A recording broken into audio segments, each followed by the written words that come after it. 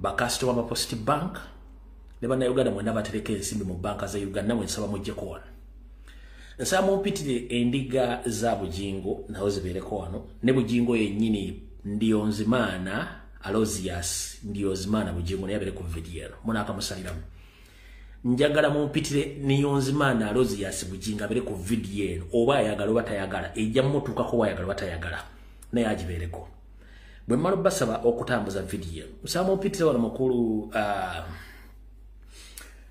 akulira ekiwayi ky'Obuyisiraamu ekye Kampala mukadde omukulu mukulu Lamanzani Mubbi dikiteta afutubadde ku kiwayi ky'Obuyisiraamu ekye Kampala mukadde mumpitire akulira ekiwayi ky'Obuyisiraamu ekye Kampala mukadde Sheikh Lamanzani Mubbi dikiteta bere ku video eno n'abasiraamu mwenna. Then bwe tunavaawo njera mumpitire polisi y'Emukono ebere ku video eno. Polisi y'Emukono beta ku video eno then tuleka tusimbule video bulungi nnyo. Njara mumpitire bannayuganda bonna abakyali South Sudan ne bannayuganda mwenna abazaala abaana abali mu UPDF mbeetaaga. Ngenda bba buli information mugenda kubeera shocked. Bannayuganda bwena muganda ali mu UPDF nkwetaaga. Ng'oli munnayuganda owaddala ataliiko ku kibuuzo nawe nkwetaaga ku video eno then tuleka tusimbule video bulungi nnyo. Bwe mmala okubasaba okusasanya video eno ngenda bwa ekigulalogi mbawa akalowoozo tusimbule. Nyinza okukola video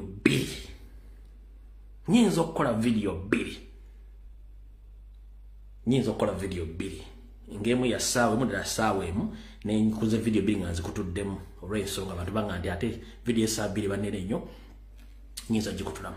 Alright, awo nvuddemu kati njala tuwala omukisa guno otumira ku mikwano gyange mwenna okwetola ensi yonna abanjagala mbatumiddeko nnyo. Mutegeeza kyamaanyi nnyo gye ndi mu bulamu bwange n'obulamu bwa struggle. Mutegeeza kyamaanyi nnyo gw'omanyi nti onjagala nkutumiddeko obalimbi obalire ddala. Naye olwaleero njala tumirako mukwano gwange yammanyi neze simumanyi omukulu ono agoberedde struggle okuva lwe yatandika mpaka olwaleero atambuza information mbogubi ku ssente ezizze nga tewali amuwadde ssente. Njala kumutumirako n'abala bangi bali mu category ngero naye sibategeera naye bwe mba ntegedde mba nkutumirako. Waliwo omuganda wange bamuyita Semanda Godfrey nga we Kawanda Kirinnya Bigo nga manya bakuyita erinnya lye bakkazaako lya Pepe. Comrade Semanda Godfrey Kirinnya Bigo Kawanda Kirinnya Bigo nga bakuyita Pepe muganda nkutumiddeko nnyo oba bali kwagala nsi yo oba bali kwagala family oba bali kwebereramu ate bali butava mu struggle. Kale bonna ba comrade bandabire bonna abawangala naawe Ekirinnya Bigo Kawanda mukulu Semanda Godfrey eke Pepe muganda nkwagala nnyo sikumanyi gonja n'abala bangi nnyo. Njala kutumirako ne baganda bange bonna abali mu group ez'enjawulo nga mungobera musasanya information namwe mbaagala nnyo aba commenting aba sharing buli omu mwenna mbaagala nnyo. I salute you. Katukatugere kalowoozo then tugende ku kigulalo gitusimbula video.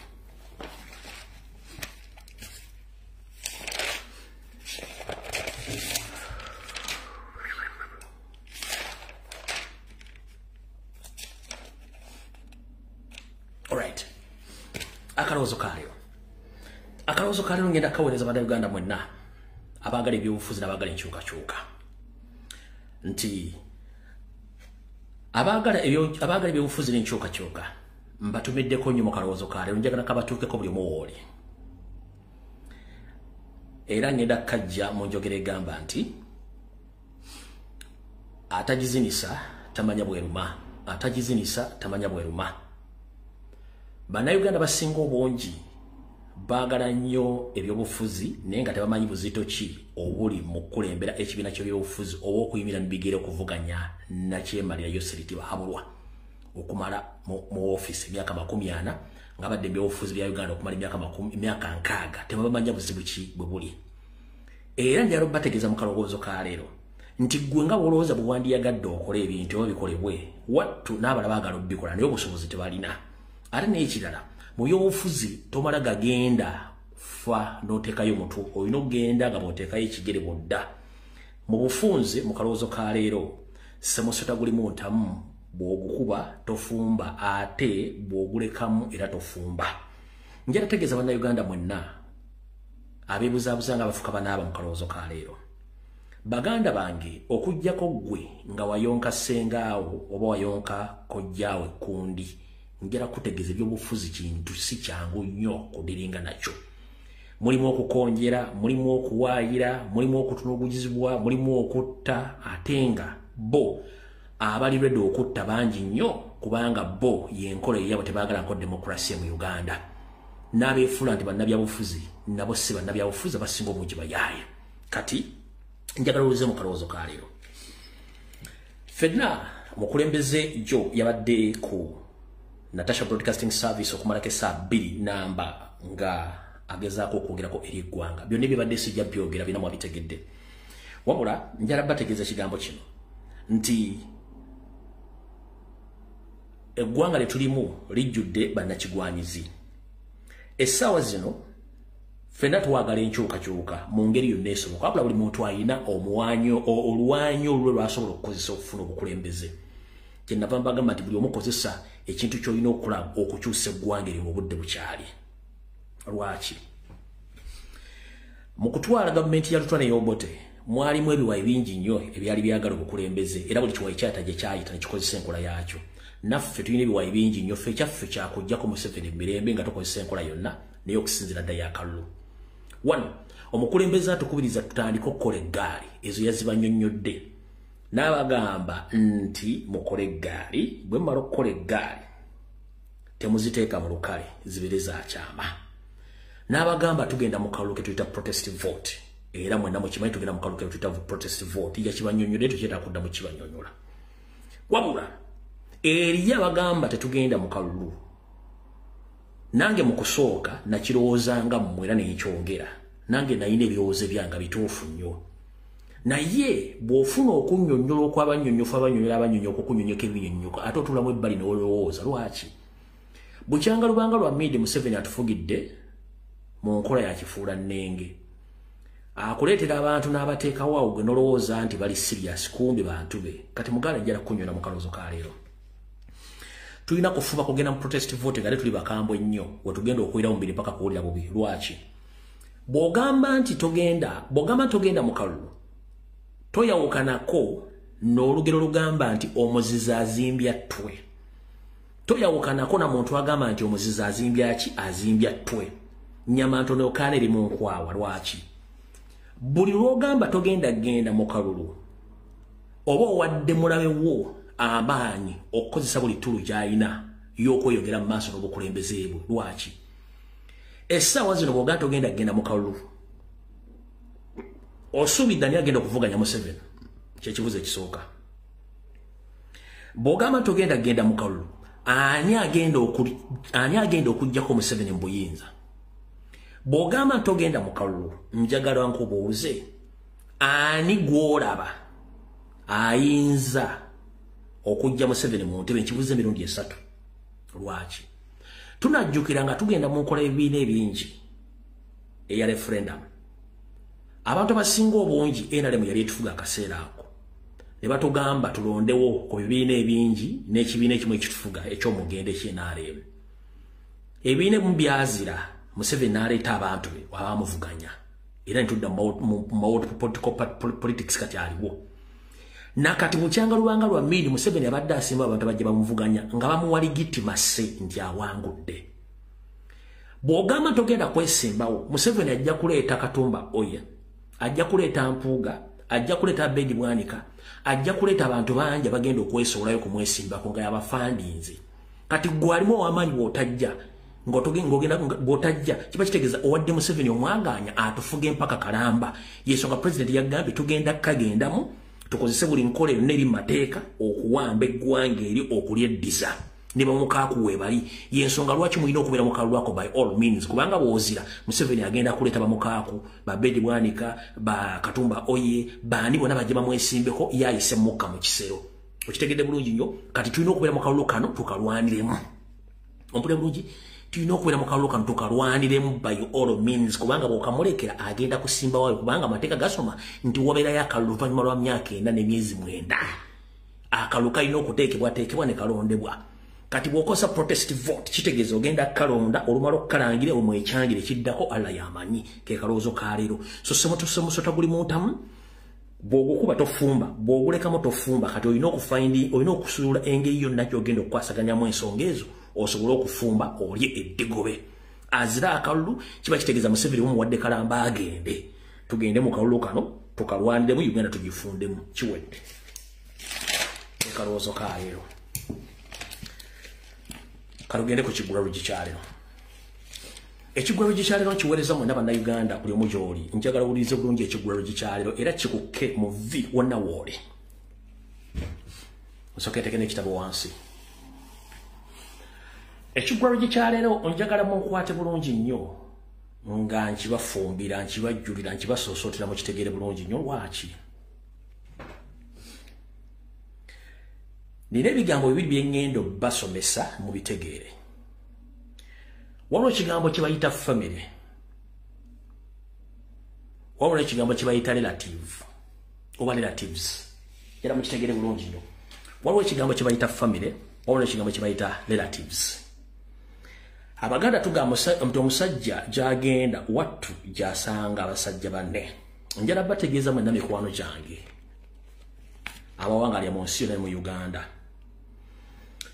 wakati mu kutambula kwaffe mu bulamu bwaffe nga tuzaalibwa tukula tulina ebintu bingi nnyo bye tusiŋŋaana ebitwawula mu ndowooza n'entegeera naye ate tumaliriza nga tufuuse ebintu eby'enjawulo mu ngeri gye tuba tetwetegekedde ekigambo relative kitegeeza omuntu akulinako akakwatako omusaayi ne family kiyinza okuba kifaanaganamu na kiri n'ebiina ebyawukaniramu katono nnyo wenjagala obeera oteeka amatu owulire bulungi nnyo relatives be bantu abakulinako akakwato oba akasaayi ne family eyinza okuba nayo yeefaananyirizaako bwetyo naye ate kino kye ŋŋenda okutegeeza ekya family kyo njagala okitegeere butegeezi nti nkikunnyonnyola nti osobola okubeera n'omuntu gw'oyita family w'Oluganda naye nga temulina kasaayi konna kabakwasaganya naye nga mulina ekintu kibafuula family naye mu bulamu bwaffe oba bulina mu kiggulalo gikyaleero buli muntu mu bulamu bwe ekimufuula omuntu ku kuzaalibwa kwe kukula kwe n'olunaku lwe bamuziika family ekola nnyo amakulu okusinga ba relatives ab'Oluganda batya mu nkola ey'obuntu gye tukuliddemu family be bazadde bo baganda bo basenga bo bakojja bo baani be tuyita ba relatives ate era aziweero be ba family members naye waliwo family ze twekulyetengira ezitukuza ezitulabirira ezitufunira ekyokulya ne ku lunaku olusembayo ng'oli mulamu oba oli mufu zibeerawo ne zikola ky'amaanyi nnyo ku bulamu bwo ate family member relative kyatasobola kukola kyekiruwa relatives obeera nabo kuba ba musaayi wabula family ogyekulyetingira ate yeekufuula ky'oli kankikunnyonnyola okitegeere bw'omala okuzaalibwa muzadde wo n'akuzaala obeera mu community muno ojjamu family ogenda okusoma ku ssomero eno ofunayo emikwano n'ogifuula family bw'otandika okukola okukakkalabya emirimu ofunayo emikwano n'ogifuula family bw'ogenda mu masinzizo ag'enjawulo ofunayo emikwano n'ogifuula family bw'ogatta ebintu bino byonna byemukumenyedde wano bye bikola family ey'obuntu ekubeererawo mu bulungi n'obubi olw'ensonga nti ne ku lunaku lw'ofa ba relatives si bakuvunaanyizibwako okuziika ate family eri enkulyetinge gye wasanga ng'ovudde mu maka ga kitaawo eyo yebeera family eyaddala era njala kuga nti abantu abasinga obungi bakulaakulanye balina emirembe olwa family ezo ezitali za ba relatives olw'ensonga ba relative abamu bazimba emitima ng'ogaggawadde oba ofunyeemu oba oli bulungi so nga ate community oba family gye wezimbidde tesobola kuzimba mutima naye naye olina ogyegendereza ennyo kitegedde bulungi nnyo ekintu ekyo kati njagala mubeere nnyo very sure and careful ku ngeri gye mutambulamu mu community zammwe mu ngeri gye mutambulamu ku mirimu gyammwe ku masomero ne mu church mukulyetinga emirimu mukulyetinga emikwano oba families ezisobola okubabeererawo mu bulungi ne mu bubi kubanga zo families zaffe z'aba relatives ebiseera ebisinga bye batulwana okutuzza wansi okusinga family gwe kennyini gye weekoledde olw'ensonga n'oba ogenda kuwasa family eri ebeerawo eya community bobo fudde katunda akujuludde family eyo ebeera mu kuziika ko yensonga lwaki teri muntu eri afudde naziikibwa relatives boka abajja okuziika babeera bangi wali okirowoozezzaako n'okitunuliramu nti abantu abasinga okuluma okufaako ng'oggyeko mukazi wo n'abaana bo family eno gye wakuliddemu mu society mu masomero mu bizinesi basinga okuluma n'okukaaba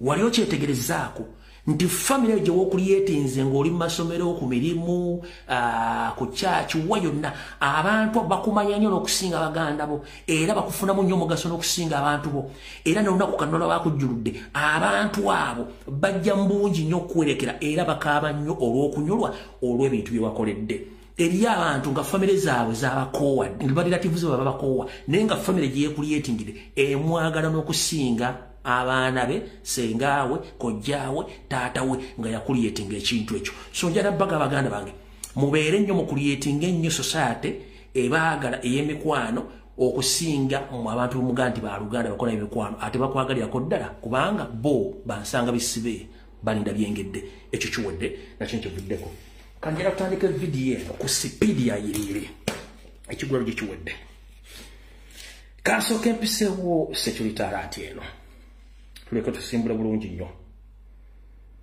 kansooka empiseewo security alert tusimbule security alert eno bannayuganda mwenna abali mu ggwanga lya South Sudan njala bategeeza mbakubiriza ebbanga liwera muveeyo muganye okuvaayo okusinzira ku sources zange okuva ku border ya Uganda eyerego okuyingira Sudan sisobola kufuna footage wabula emirambo gy'aba civilian bannayuganda abaddizibwa nga basaliddwako emitwe batemeddwa bakubiddwa emiggo sofa okusinzira ku sources zange okuva ku lunaku olwe nabagamba nti basaba abasirikale 5 awo tukyali ku basirikale sinaboogera wabula ba civilian bannayuganda battiddwa sofa sources zange abantu bakayisa emirambo ejjula 6 nga abantu basekinnomu ba Sudani akusanga nakugamba ova nti ne munnayuganda otalo olutandikira Miggo Jambia Masasi era ntegezeddwako nti emirambo mingi bagittidde mu nsiko bagisuula eyo Uganda bali mu kuvundira mu nsiko abasobodde okufuna access okuzuulibwa emirambo gyabwe ne giddizibwa abo just ba civilian so oli munnayuganda yenna gy'oli mu South Sudan tera ofune wooyita embeera mbi nakino mu kikootinge very soon oleyita okujja nga luwe ekikoleddwa okusinzira ku sources z'aba bannannyini nsi aba Sudan baagala kwekutula ku Uganda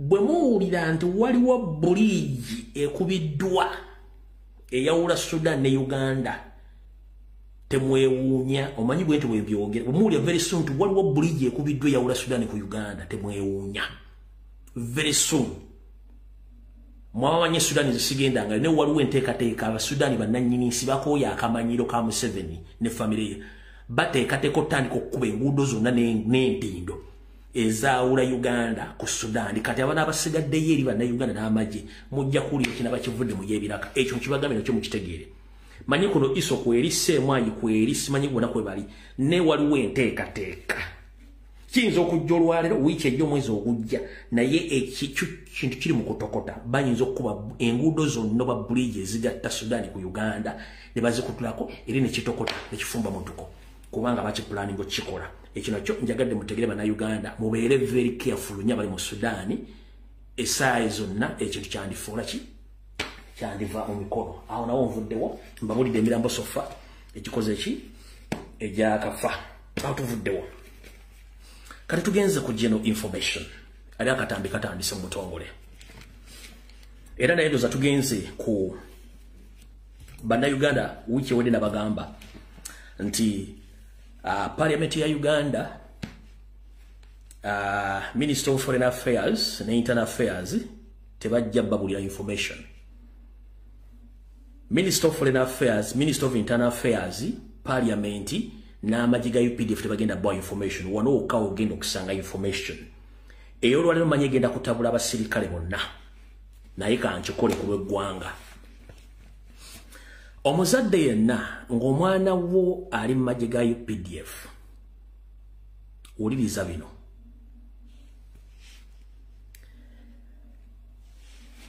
kansooke mbazanyira akatambi kano nga sinata information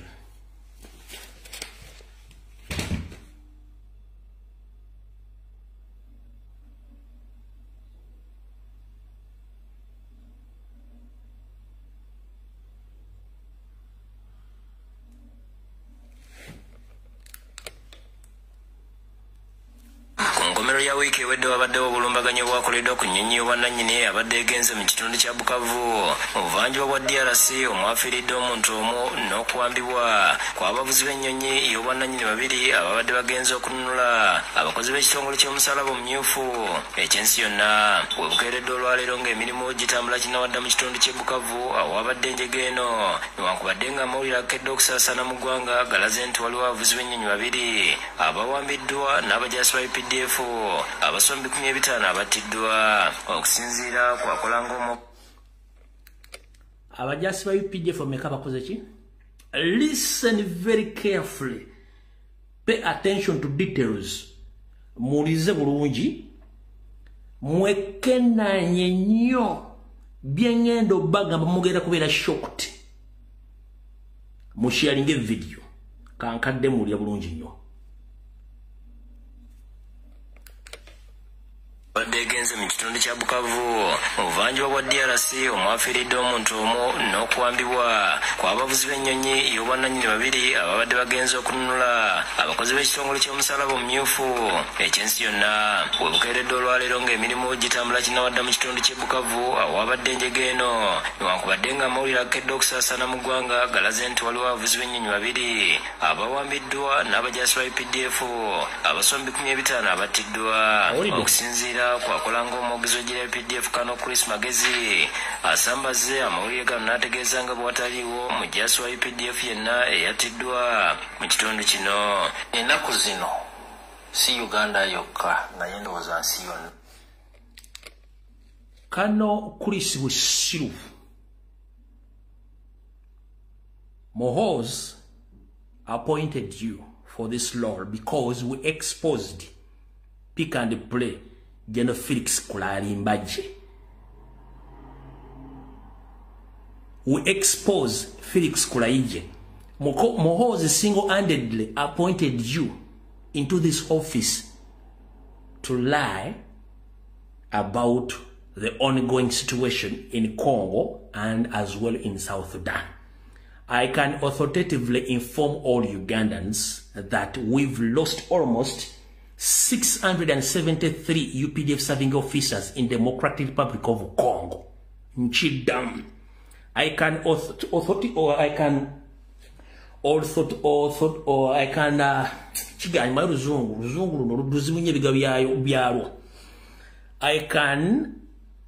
confirm to you that 673 the serving UPD officers, they were killed in Democratic Republic of Congo.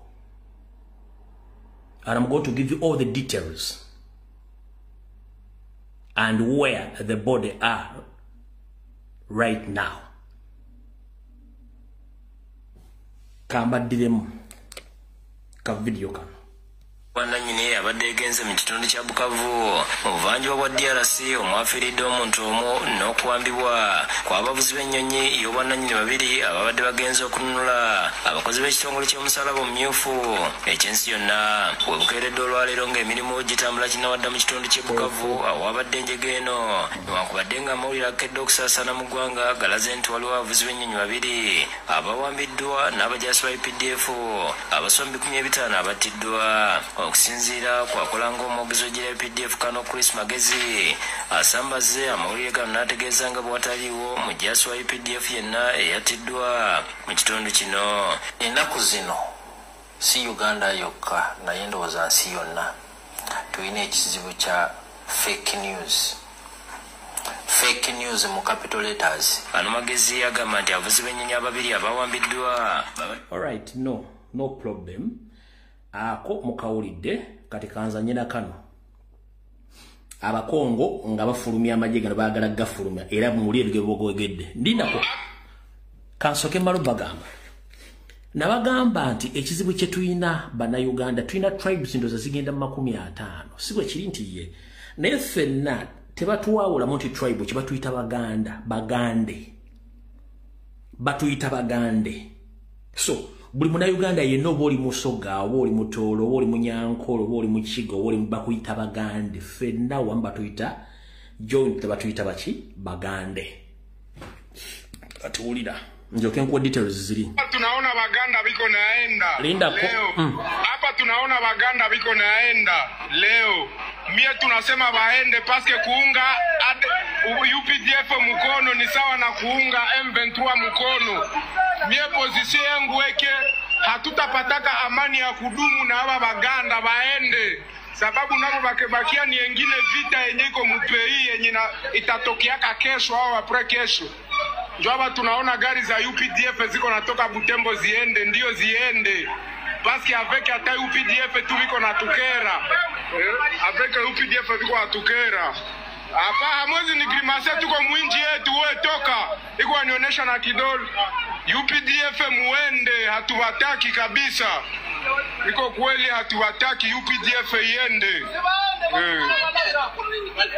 UPDF iende. Kuunga UPDF mkono ni sawa na kuunga M23 mkono. Njola atatoke. Omwami oyo ayogera mu Lulingala, lulimu Oluswahili, lulimu Olufaransa, lulimu Olukongo. M23 ye M23. Okitegeera. Babagambe bavire badde waabwe. Wabula oli wabadde akola statement abayise bagande ndoza mu nfunye bulungi nnyo. Abayise bagande kati ngenda bwa figures mutie kansoke nzire mu akatambiga second sabiri wasoka wenjagala musoke muteeko obwongo kati oli kulikuka kano kulisi busiru oyo yayogedde lugwe mbalazi ajja anyonyole gwanga ulira hapa tunaona baganda biko naenda leo mie tunasema baende paske kuunga UPDF mkono ni sawa na kuunga M23 mkono mie position yangu weke hatutapataka amani ya kudumu na haba baganda baende sababu nabo bakebakia ni engine vita yenye iko mupei yenye itatokiaka kesho au apre kesho. Njwaba tunaona gari za UPDF ziko natoka Butembo ziende, ndio ziende. Alright, nza mukitegedde bulungi. Mwami akugamba nti abaganda badde waabwe ne UPDF fumba abaganda badde waabwe babadde bayambako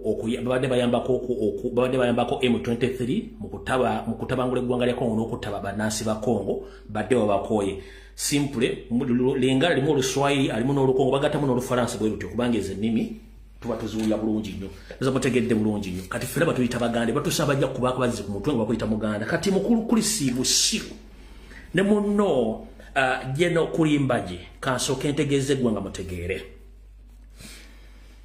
Bannayuganda mwenna abazadde abalina abaana mu UPDF first and foremost kansooke ntegeeza eggwanga Yoseriti Bahabulwa lutabayisira mutabani wa Akareke nsete muzide sanga bisibe ne mutabani we Muhoozi Kanyerugaba Didigi General Bigodoro bamaze banga tebasasula abajaasi bannakabala bannayuganda bali myezi 6 ku mwaka tabasasula abaana bano bayina ennaku kubanga order ya jeshi ni moja kama mkubwa anatoa order hakuna huyo anasema mimi siende kwa sababu mkubwa ameongea bakwatirawo kati ekizibu ekiriwo nti abaana bano babanja sente nyingi bande zibatasobola basasula kati ate nabanyonyodde wiche wene baganti tebakyatwala ntibatwala battalion no bagenda bapikinga amajago g'Abannayuganda nakabala oligino be bagenda bagattaga tebateeka ebibinja ne bagenda Kahanga Muhanga n'abakulembera then ne Muhoozi yagenze mpaka ku border Sudan akomawo yakikoze jjo n'akomawo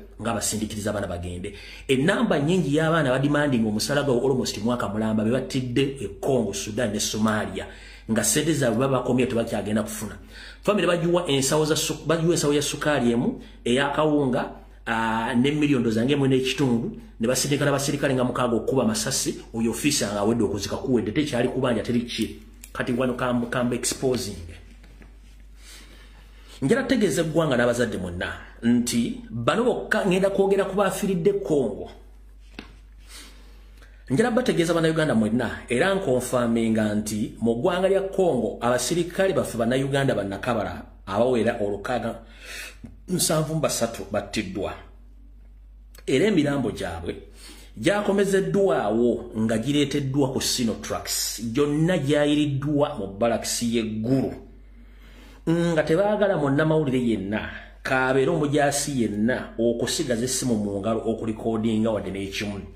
Era nga bategeeza nti famire zaabwe tezirina kutegeerwa wabula buli musirikale gwe ba-identifyinga basitula busituzi mulambo nga bagutwala mu mochale nga bakubira famire nga bagitegeeza tugenda kuleeta omuntu wamwe tumuziike nga bamuziika tebakkirizawo kulikodinga kintu kyonna y'ensonga egenda mu maaso. Kansooke nkole statement eno gize mu luzungu.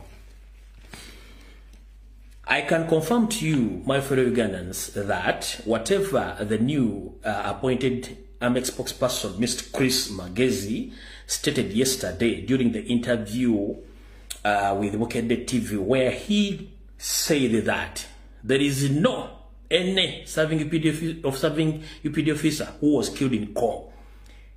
He was lying and was a big lie to all Ugandans. And the fact is, this week, we've lost almost 673 serving UPD officers in DRC Congo. And all the 673 dead serving UPD officers were brought back to Uganda. And all their bodies were dumped in Guru military barracks with the instruction not to allow any serving officer to record or to give any information to outsiders. The only move they do is to secretly identify one by one and they inform their families about the burial arrangements of the dead serving UPDF officers. Nino balo palo kale mbalo pene internationally mu luzungu mukitegeddeko bulungi. Wetwogerera essaawa zino abajaasi olukaaga 73 abafudde emiryango gye bagitwalibwa eggulu mu balakisi gyegiyina kati egimu givunze. Wulira kambako tembere obawulire. Abajaasi 1215 bano baana bazzukulu bannambi abalusuddemu akaba mu luli olukaaga 73. Wulira bazzukulu bannambi 1215 be balusuddemu akaba. 215 Baganda UPDF serving officers among those who were killed on the battlefield in Congo. 215 Baganda serving UPDF officers among those who were killed in Democratic Republic of Congo. 185 bano nga bava mu bukiikajjo bw'eggwanga. 185 Easterners or serving UPD officers who come from the eastern side of the country among those who were killed in the Democratic Republic of Congo. 273 from the northern part of the country, they were killed in action in Democratic Republic of Congo. Abasirikale 273 bano nga bava mambuka ga Uganda bonne wamu be bafiridde mu njega eno eyabadde e Congo. Bw'ogattagatta bwe mwendo guli gwenkuwadde. Kati mukulu Chris Magezi, Felix Kulimbaje, lwaki mulimba eggwanga ng'abaana bafudde? Mwagamba nti UPDF egenze kunoonya ADF simanyi nekkoni. Naye ng'ate muli security mwate mufuuse M23 kuba M23 kyatuwa update. M23 temukyatuwa update bwetusala kati UPDF gye musindiko kubanga mwagala kusacrificing abaana bano. Abaana tembasasula mukendeeze namba ey'abaana Uganda muteekamu Abanyarwanda. Kyenva mula nti Abanyarwanda bangi nnyo kati abali mu Uganda, abali mu police, abali mu magye nga batandise okukelenzinga aba indigenous okubajja mu magye. Tugenda mu maaso. Let me expose you more. But among the dead 673, the serving UPD officers, there is no Munyankore as well Munyarwanda or related Munyarwanda origin. All of them are indigenous Ugandans.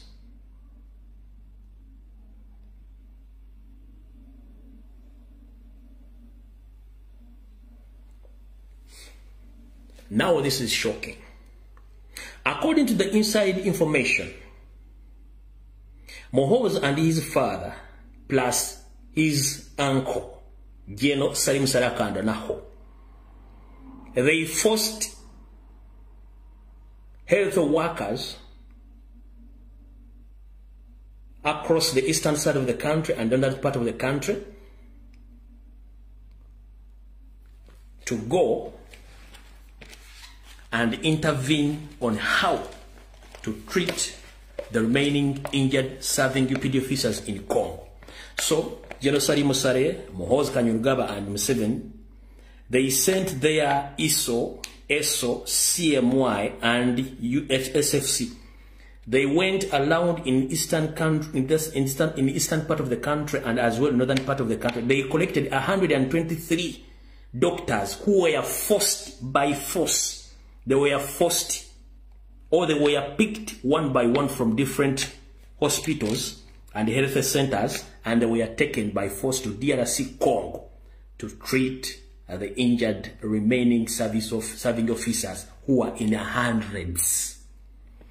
General Salim Salakanda naho mutabani wa Muhoozi Kainerugaba ne mukulu wa Museveni batidde okujjene waffe wansi n'ebitundu ebirala wabula kye baakoze bagenze mu bukiika kono bwa Uganda saako ne Mamboka ne bagezaako nga basindisa ebitongole byabwe genda okunoonya buli yenna yasoma obusawo abalabiddwako n'abatwala kipayopayo kifuba babatwale mu ggwanga lya Democratic Republic of Congo okugezaako okusujjanjaba abasirikale abasigaddeyo nga tebakyasobola kuleetebwa babajjanjaba ebiwundu. Kino bakikoze ng'ensi tekimanyi, ndoza mutegedde bulungi nnyo. Kati Felix Kulimbaje, ono Chris Magezi, Muhoozi Kainerugaba, njagala mutegeeze eggwanga abantu bano, lwaki temubuli abantu bano, lwaki temutegeeza ggwanga ku bintu bino? Lwaki muttaana Uganda ku ntalo zetalinamu kintu kyonna kigenda kukolebwa? Kati katuge atuvuddewo. Era njala bategeeza nti n'abasirikale ebitaana bafiiridde South Sudan mpola mpola babakomyawo era nga bakozesa zi Sinotrax nga bayingiza eggwanga nga teri muntu y'omu ategedde nti bayingidde mu ggwanga. Ekyo bakikoze olw'ensonga nti tebaagala bantu bategeere. Ekisinga okutiisa n'okusesa nti ku orders ze baatooye oba ze baawaddeyo okutandika okutwala amagye amala bagenze mu barracks ez'enjawulo nga balagira abasirikale okugenda. Abasirikale abamu ne bagaana. Wetwogerera Muhoozi bwe yagenze mu mambuka eyo okutegeeza abasirikale abagenda baddayo, abasirikale 72 baagaanye okugenda era Muhoozi n'atowa order abasirikale babateeke emisango gya treason olw'okuba nti bagaanye okugondera order z'amagye. Era bonna 72 bakwatiddwa ne bateekebwa mabuusu wabula kigambibwa okusinziira ku information nti bano abaana bonna bandibanga battiddwa 72. According to the reliable sources, when Muhoozi and his father Salim Saleh Plus, according to the reliable sources, Muhoozi Kainerugaba, his father Museveni and his uncle Salim Saleh, they were shocked about the setback in the Democratic Republic of Congo as well in South Sudan. So they were forced to send more troops in South Sudan as well in Congo. But when Muhoozi directed or instructed commanders to start arrange for more troops to go to all those countries, some of the indigenous UPD officers in the number of 72, they refused jointly not to go on the battlefield. Muhoozi instructed the commanders to arrest with immediate effect all those 72 serving officers and they charged them with treason. Era kigambwa nti abantu bano bonna bakubiddwa bubi nnyo bandibanga n'okufa baafudde okusinziira ku soosi entegeezezaako ebintu ebyo. So nno bwe buzibu tulina olwaleero batabayagala bagamba ku nsonga ezo. Kati awo tuvuddewo njala tugende ku information eyatuleese entuufu otuyise obuyisi. Tugende tusooke wa Pastor Bujingo ndowooza kuba mwagala okuwulira ennyo. Nyizo video butagisazaamu nenkitandika wiiki ejjo. Kati katugende wa Pastor Bujingo. Information gyemuwulidde mugitwale bulungi nnyo. Kati njala tugende wa Pastor Aronsmana Arosias Bujingo tuterere bulungi nnyo. Lwaki tugende wa Bujingo? Abasinga obujja bakikumbuza lwaki mubaki ate Bujingo omulumbye? Ngera tutandikire wano bulungi nnyo. Yagamba bw'ati. Dokita ngange bannange bali mukumbuuza ku Pentagon. Nagambye tuwali wadde ez'omusingi.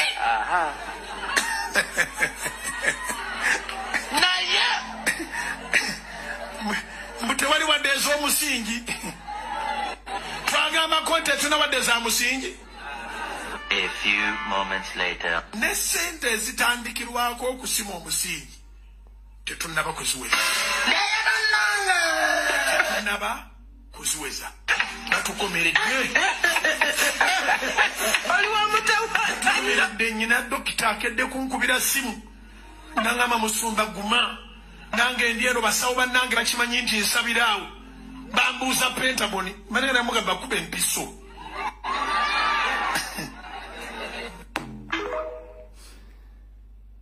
Wano weyagambira bwati. Wano yagamba bwati. So ne sente zitandikirwako okusima omusingi. Sente zitandikirwako nti kampuni eriwo na akamotoka gaayo batandike. Tetunnaba kuziweza. Tetunnaba kuziweza. Speed ye tweteekako. Of course yalimu excitement. Ekyokubiri tweteeka ku speed etali yaffe. Twafuna abantu abatasabira wano. Twafuna abantu abatacontributing nga wadde 10. Twafuna abanywi b'amalwa ababeera eyo ne batuulanga ku busimu bwabwe ne batubanja Pentagon. Naffe ne tulabanga abagenda okuzimba akayumba k'obumyu. Tulina okuteekawo ku speed. Naye nga bingi ebyokulowoozaako. Sente bw'obanga tozirina ezitandika Yesu akugamba weegendereze kubanga ogenda kuwa abantu ensiko. Tuddemu tusome Luka 14 okuva ku 28 kutuuka ku 8. Alright. Yensonga lwaki nzize ku mwami oyo. 1. Mu nsi ezaakulaakulana ezirimu amateeka bw'osoloza ssente kuva mu bannansi olina okulaga ensaasanya ya ssente ezo. Wabula mu Uganda olw'okuba nti it's an open country, ensi nzigule border yonna, buli muntu ajja nabba n'agenda. Ssente ze babba za bannayuganda. Ekisinga okunnuma ssente zino ziteekebwa mu ggwanga lya mulirwana ery'e Rwanda naye nga bazibba eno ne bazitwala e Rwanda. Ate ffe ekituyingiza mu nsonga za bugingo 1 naffe ajja n'atuyingira n'embyobufuzi n'atumanyiira. Singa tatumanyira tulaba tetumuyingiramu naye atuyingiramu ate nga baba bannayuganda abanoonya Katonda. Y'ensonga lwaki twagala muteeka wayina okujja. Buli munnayuganda njagala otegera olwaleero. Okusookera ddala njala tegeeza bannayuganda bugingo njagala ensi emanye gwani. Byonna bye tukwogeddeko emyaka gyonna bituufu tekuli wadde kikyamu. Omwami ono gye yatandikira yonna mumanyiyo era bwe yatuuka okwetongola n'akola House of Pigs Ministries International era embizi ezibeera mu bisooto 24/7 naye nga zisonda ensimbi empya n'enkadde okwebezaawo okufuna kye zaagala. Wabula omukulu ono owa House of Pigs International Ministries ye n'asalawo okubazannyira ku mutwe. We twogerera essaawa zino omukulu ono ebibadde bimwogerwako byonna bituufu ebyava ku by'okutta, okuttibwa, okubba, okukola buli kimu na buli kimu kyonna kituufu. Sigira kuddayo eyo. Wabula njala tegeeza bannayuganda nti bugingo tagenda kuzimba kyaki mu Uganda. Tekijja kusoboka. Lwaki? Omukulu ono sente zonna yadizitransfaringa ziri Rwanda. Yagula ettaka era ayinayo ne kyaki eyiye ku bubwe. Kiki ekitamuzimbisa kyaki? Ye olowooza nti baayogera nabo bamwagala nnyo era ffe tetusobola mubega nga ye bwabega. Ekisookera ddala bugingo nga mula bwayogera ekituufu akimanyi nti sente z'abannayuganda zakuŋŋaanya ezimu zigenda Congo okulwana entalo za M23. Bugingo akimanyi nti ettaka eryo si lirye, ettaka lya muhoozi. Ekyo nakyo mulina okitegeera. Omukyalo oli mukyala w'omukadde Teddy Naluswa tebaayawukana nti baayawukana Teddy Naluswa atonnya. No. Teddy yali tatonya. Teddy yali transparent nnyo nga yeralikira nnyo ensimbi z'abantu.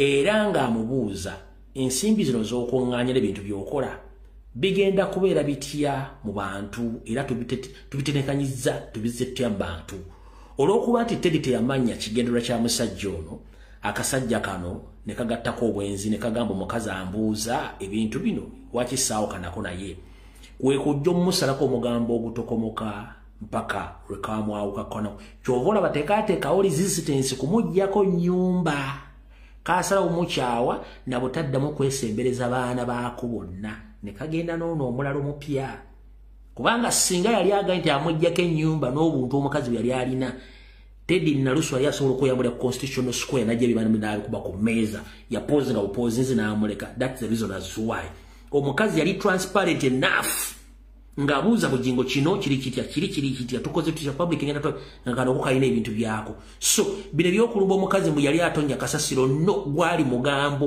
ogujja omukazi kuki kundaayi maye walo edda bateka emmotoka mu Kampala ng'ogituulako kumala ennaku bammeka bw'oteseetuka ng'emmotoka ogitwala. So bugingo yasala omugambo ku mukazi olwa accountability etuvuddeyo. Bwe tumala okuvaayo bugingo njagala obuulira abantu amazima. Bugingo njagala obuulira abantu amazima babutya. Omukulu ono abakadde b'ekkanisa bwe bakwata n'obassa mu kaguli no babuuza ennyingiza n'ensaasaanya ya nsimbi sente ezo teri asobola kunnyonnyola kizibu. Kubanga ye mukadde w'ekkanisa ye musumba ye patuloni ye CEO ye buli kimu teri asindika kusayininga sente oba kudepositinga sente oba kuwithdrawinga sente. No, ye kintu mu bintu mu bantu mu buli byonna ye yennyini yeye talina gwe yeesiga ekyo tebakulya sente. Awo tuvuddewo. Omukulu ono musajja Niyonzimana yagula ettaka ewaabwe Rwanda era gyateekateeka okuteekako kanisa gaggadde olw'ensonga ebintu bino wammanga byengenda obbanyonyola. One, mu luzungu bakyeyongera nti Bugingo is not certain about the future of Museveni's government. Ye fact esooka. Bugingo bw'aba ayogera ne banne abanyarwanda banne ne babbi banne bagamba he is not certain about the future of Museveni's government. And he's not certain whether Muhoozi will carry on from his father. So he can't invest his money in Uganda when he's not certain about the future of Museveni's government and Muhoozi. Agamba what? Tasobola kwata sente z'akuŋŋaanyiza mu ndiga nti azimbe mu ekkanisa mu Uganda oba azikolemu ekintu mu Uganda kubanga tamanyi gavumenti ya Museveni eneddako oba ogenda nti Muhoozi anaafuna obukulembeze okubujja ku kitwe oba nedda. So tasobola kukwata sente ze aziteeke mu Uganda. Ekyo kikafuwa bufu kigwe Nairobi. So mwendigamu ne bannayuganda mukitegeere nabano bennyini bakimanyi nti gavumenti eri mu ki eringa bano bakwaya master bagira bati eri bwete era ye point esooka yagamba nti is not certain about the future of Museveni's government and Muhoozi unless yagiteekawo just to cover up. Ekyo mukitegere kyekisooka. Ekyokubiri agamba is scared more than anybody in Uganda kubanga bamukozesa ensobi okulumba Robert Kyagulanyi Ssentamu ne National Platform. Ndi singa gavumenti ya Museveni evaako y'omu ku listi y'abantu 10 basooka mu Uganda balina okukwatibwa.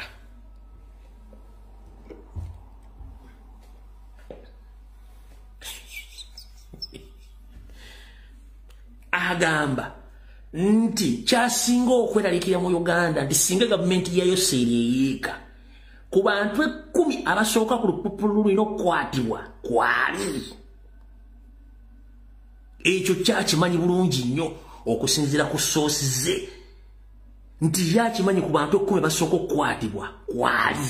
So kati tamanyi kigenda kuddako. Ezo fakti ziri bbiri. Ngenda kukuwa fakti yokusatu. Bugingo alina akaunti mu Standard Chartered Bank. Yagimanaging agikontrolinga. Bugingo alina akaunti 3 mu Centenary Bank mu branch y'omundeeba. Account emu eriko House of Players ngayo ya birabo. Alina account ya Salt Media eya cooperative. Bulango, sponsorship, twala tugende, kokenera mutunzi eya account weri. Alina account esoloze ensimbi ezizimba Pentagon eza account ezi 3 nziddemu. House of Pigs account ngayo ya birabo, strict ya birabo. Aina Salt Media and cooperative account eyo yekwatagana ku bino bikampuni bene bya media ye webiri. Aina ne account eyo kuzimba Pentagon. Omukulu ono account zonna yazimanaginga. Era sente zonna eziva emitala w'amayanja ne mu Uganda mwennyini sente zonna yazivunanyizibwako. Omwami ono tolaba nti banka tezikola lwa Sunday, branch y'omundeeba gyalina account zino buli lwa Sunday ya forcinganga banka manager oba banka management ya Centenary Bank mundeeba branch okujja okukola transaction ze to confirm the money received, to confirm the money which is transferred to his own personal accounts in Rwanda as well. Byonnanga abikola lwa Sunday ng'agenzeyo wogu nga sente zi era ye wabagenda ayita ku baluke section wayingirira okutwala sente zino zitransferinga. Zonna zisinga obungi zibeera mu dollar kale. Chovola yakyusa trend n'agamba nti sente muleete sente ez'omu dollar tugenda kusasula satellite. Njasooka babuuza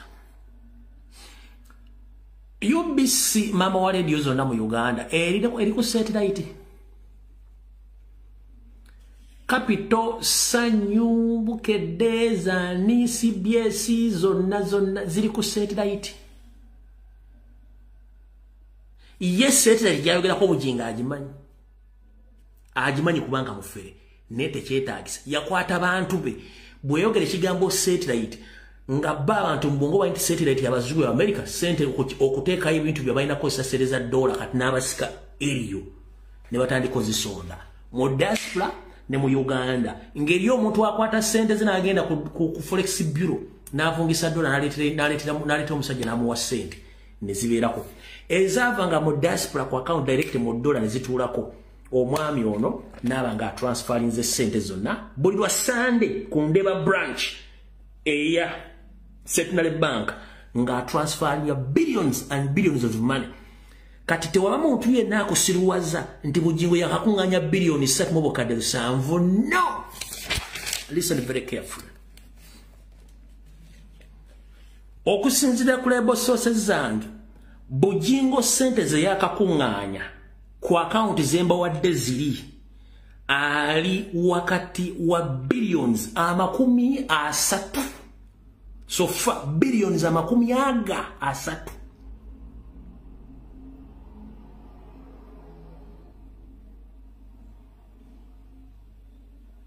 As we speak right now, Pastor Bujingo, he had almost transferred 30 billion Ugandan shillings to his personal account in Rwanda.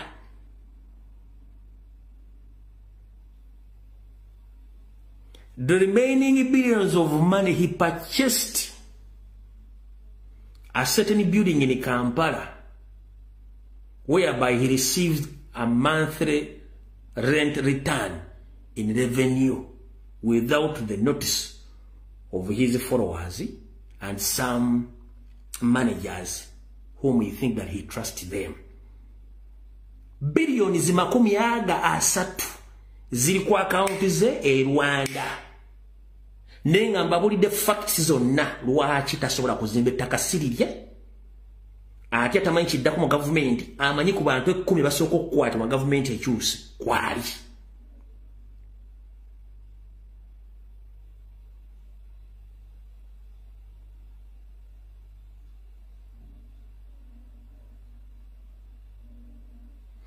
kati ekinnuma kyekiruwa ye musajja n'omukazi omunaku akuŋŋaanya 1,000 ng'amanyi bagenda kuteekawo church bambi agenda asaba Mukama Katonda we naye ng'omusajja ye yajja mu ggwanga kubba ssente zitwala waabwe in the disguise naye najja n'atulumba naffe ebyobufuzi n'atumanyiira so kati mutegedde bulungi nnyo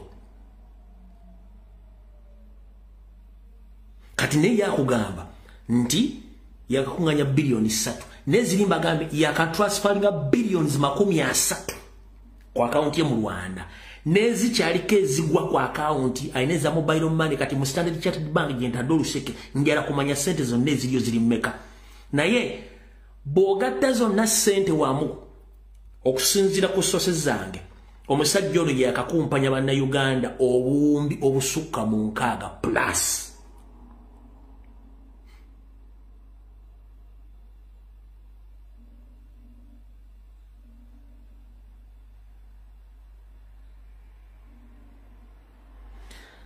Senale banka mundeeba temugeze ne mugobo mukozi yonna tuli ku .com era information tujifuna transaction zabu jingo muzi kwa Sunday nga mu banka ali mwogu ne management ya banka nga banka endera kusale tezikola ye mumujja ne mukola transaction zi bwenawulira ye atandika okuwakana nja kuforcing bwato ogenda into details nekiyinza okuviramu obulamu bw'abantu okufa singa mwagala kufuna evidence eri visual obanga eraga ekifaananyi kituufu kye mwagala okumanya eyinza oviirako abantu abamu okufa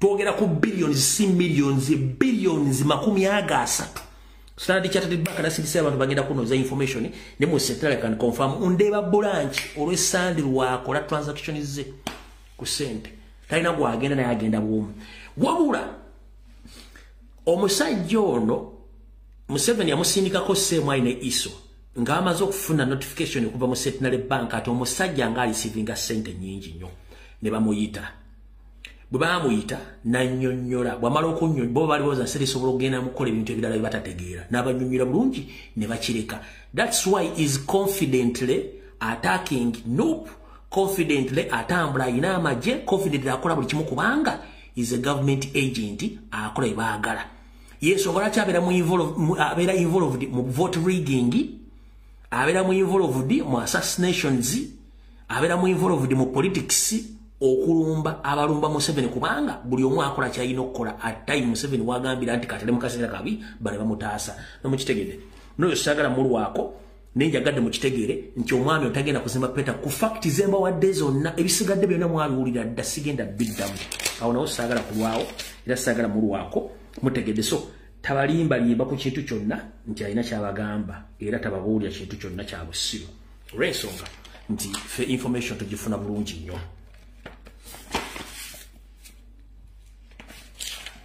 awo tuvuddewo tukyalina okay nabaza obudde bwange bulungi nnyo nabaza obudde bwange bulungi nnyo era njala tubukozese bulungi nnyo olwo ne tumuvuddeko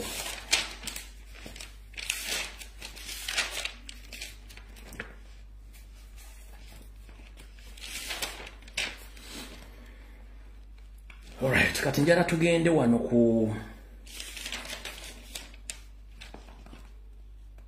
tugende ku Post Bank kubana basuubizanyira kwogera ku Post Bank ne Bujingo ne information era katugenda na Post Bank one gwamanyi nti oyina sente mu Post Bank Uganda tera ogenda ozijenga obudde bukyali gwamanyi nti oyina sente mu Equity Bank tera ogenda ozijenga bukyali Equity Bank ne Post Bank ne sente nali bafaanaganya ebizibu ebya Equity Bank twabibanyonnyola dda ebya Centenary Bank twabibanyonnyola dda nze banyumira Post Bank mutegere bulungi nnyo ensinga bwetambula mu Uganda wabula njagala muwulirize bulungi nnyo information gyengenda okufulumya first and foremost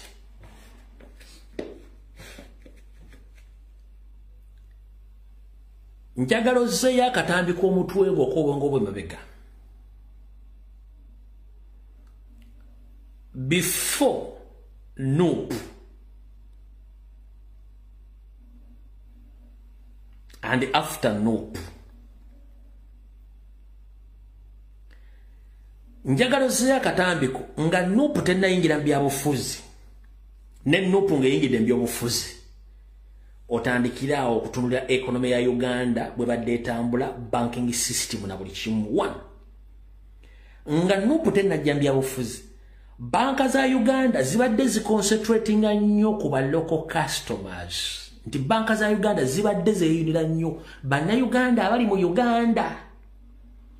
Wabula economy gyegenze ng'esereba nga ne Museveni akozesa spy network ye okutrackinga balowooza nti badde bafundinga national platform across the world ng'akuŋŋaanya data.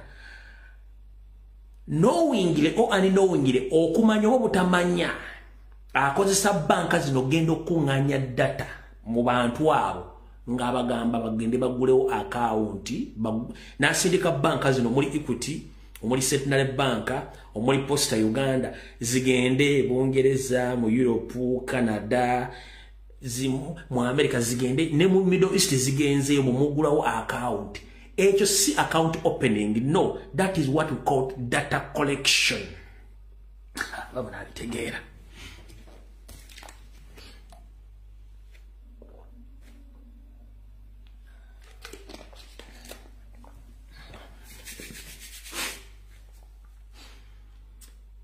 Nkugambye zaakatambye mabega nga Kyagulanyi tannajja byobufuzi nakati nga zembye obufuzi kuba president tugenda bakubalabada basitayo tusooka kuba byanfuna tubikuba tubiyiwa.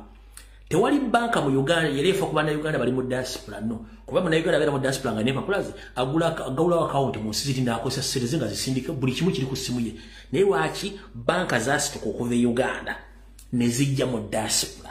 Mugulewo account, mugulewo insurance, tugenda baguza amataka, tugenda baguza shares biki. Ekyo bakikola kukuŋŋaanya data wammwe. Waaki? Ojja wegenza abantu abasinga obungi abaguddewo account ku bank ezo. Sente zaabwe zibula mysteriously. Nene claim okugikola ofuna sente zo. Oyinza osimbayo akago okufuna sente ezo.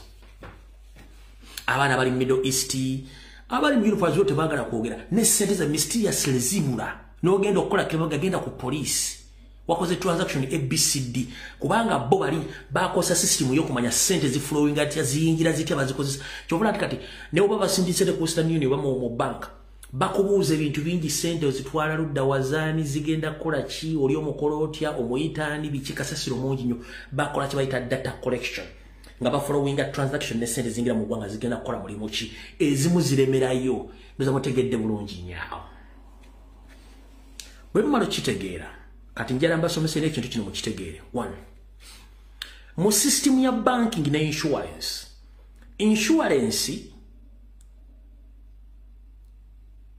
babbi banka babbi lwaki babbi ewatali gwe ateekayo sente banka tesobola kubeerawo ne insurance bwetyo byatandikira mu bazungu. Ffe mu Buganda twakitanga kitavu wasimanga ekinya notekanga yakasente notekayo bumabo zensimbi oba nofuna ensumbi yo notekamu sente zo ketwayitanga sente oba bitavu byaffe. Era omuzungu n'atandikirawo okukola insurance byonna bigikwatako mugimanyi ne banka mugimanyi bw'oba toyina bw'oba banka sente zo your own money banka zekozesa okuzisindika ziwa loan bantu abala nejjamu magoba ate nga bwe kucharginga monthly charges ezi servicing account you so kyo mukitegedde bulungi go otali banka tesobola kubeerawo bo kye bakola balinga bayindi omuyindi ajja n'apangisa edduuka n'ateekamu amasa basupplier ne bamuleetera ebintu ye kyakola noonya capital warrant n'ateekamu amasa n'atuula companies baba basupplier ne baleeta ebyo biteeka mu masa nakugamba I'm going to pay you after 30 days, 60 days or 90 days. One. 60 days gwe mwezi gumu. 90 days gye myezi esatu. Gwoteka butesi bintu byo ere ebiweddeko ennaku z'omwezi akubira esimu n'agati muli ebintu byaweddeko ennaku z'omwezi jangu obinone ye takola loss kandi ne banka bweziti bwezikola. Mukitegedde bulungi nnyo. Kati obuzibu buva ludda wa? Obuzibu banka zino bulotekayo sente bannayuganda mulina obuzibu bwe buluwa. Bannayuganda mufa nnyo ku figa ennene oba ennyukuta ennene ku sente zammwe ninayo omutwalo gumu mu kanaana n'obutundutundu nga butaano. Munnayuganda afokasinga nnyo ku mutwalo gumu kanaana. Buli obutundutundu tabufokasingako nnyo. Obusente obutini nnyo obwo 0.5 teri munnayuganda mu nsi yonna waali afa ku 0 point. Sente yonna etandikira ku 0 ndeko eyambuka waggulu. Kati bannayuganda bonna basinga obungi bafa nnyo ku figures ennene nnyo ku teremitu. Kwa akawunti n'emitwalo gyange 10 nenga ate kuliko obusente obugwamu obwo. Kati banka manager ne system ya banka bagaggawala nnyo mu obusimu mu 0 point babukuŋŋaanya bonna bagenda okumala omwezi bafunyemu n'akawumbi gwenga mwe temumanyi mwebase. Era banka bakozesa system nga eri automatic buli lunaku buli account y'omuntu bagibako lwakiri sente kati teri muntu alina budde ku followinga sente oba ekitundu kya sente teri yaki followinga. Kati yo banka bwekola bwetyo buli muntu gweyinako account emubbako akatundu ka sente buli lunaku ekubbako akatundu ka sente bo mwezi genda okuggwako nga twakoze billioni zibwe zityama tunda ki kubanga fete tufanye kya nina emitwalo 10 nenga waliwo emitwalo 10 mu obusente oba 25 kati yo banka yamanya nti bannayuganda abasiri ku nkuleve tebasobola kufa ku buli kati yo banka obusente bwegenda ekuŋŋaanya ogenda okulanga omwezi bakuŋŋaanyiza akawumbi kati enkola bwete bweri kati kakavudde kwandira kakatandike wano. Ekyo kye nkugambye Magulu Meru omuzungu tafa ku big figure. Omuzungu concentrating nnyo ku 0 point cents ezo. Osobola omubba ziri big figures naye omuzungu ayagala nnyo zino ezo figures ento as concentrate kuba amanyi ye sente gye batandikiro zibala. Naye omwagala nnyo mitwalo 10 zira kusigisala kumanyisa banka wekola katandisa bwe tuti.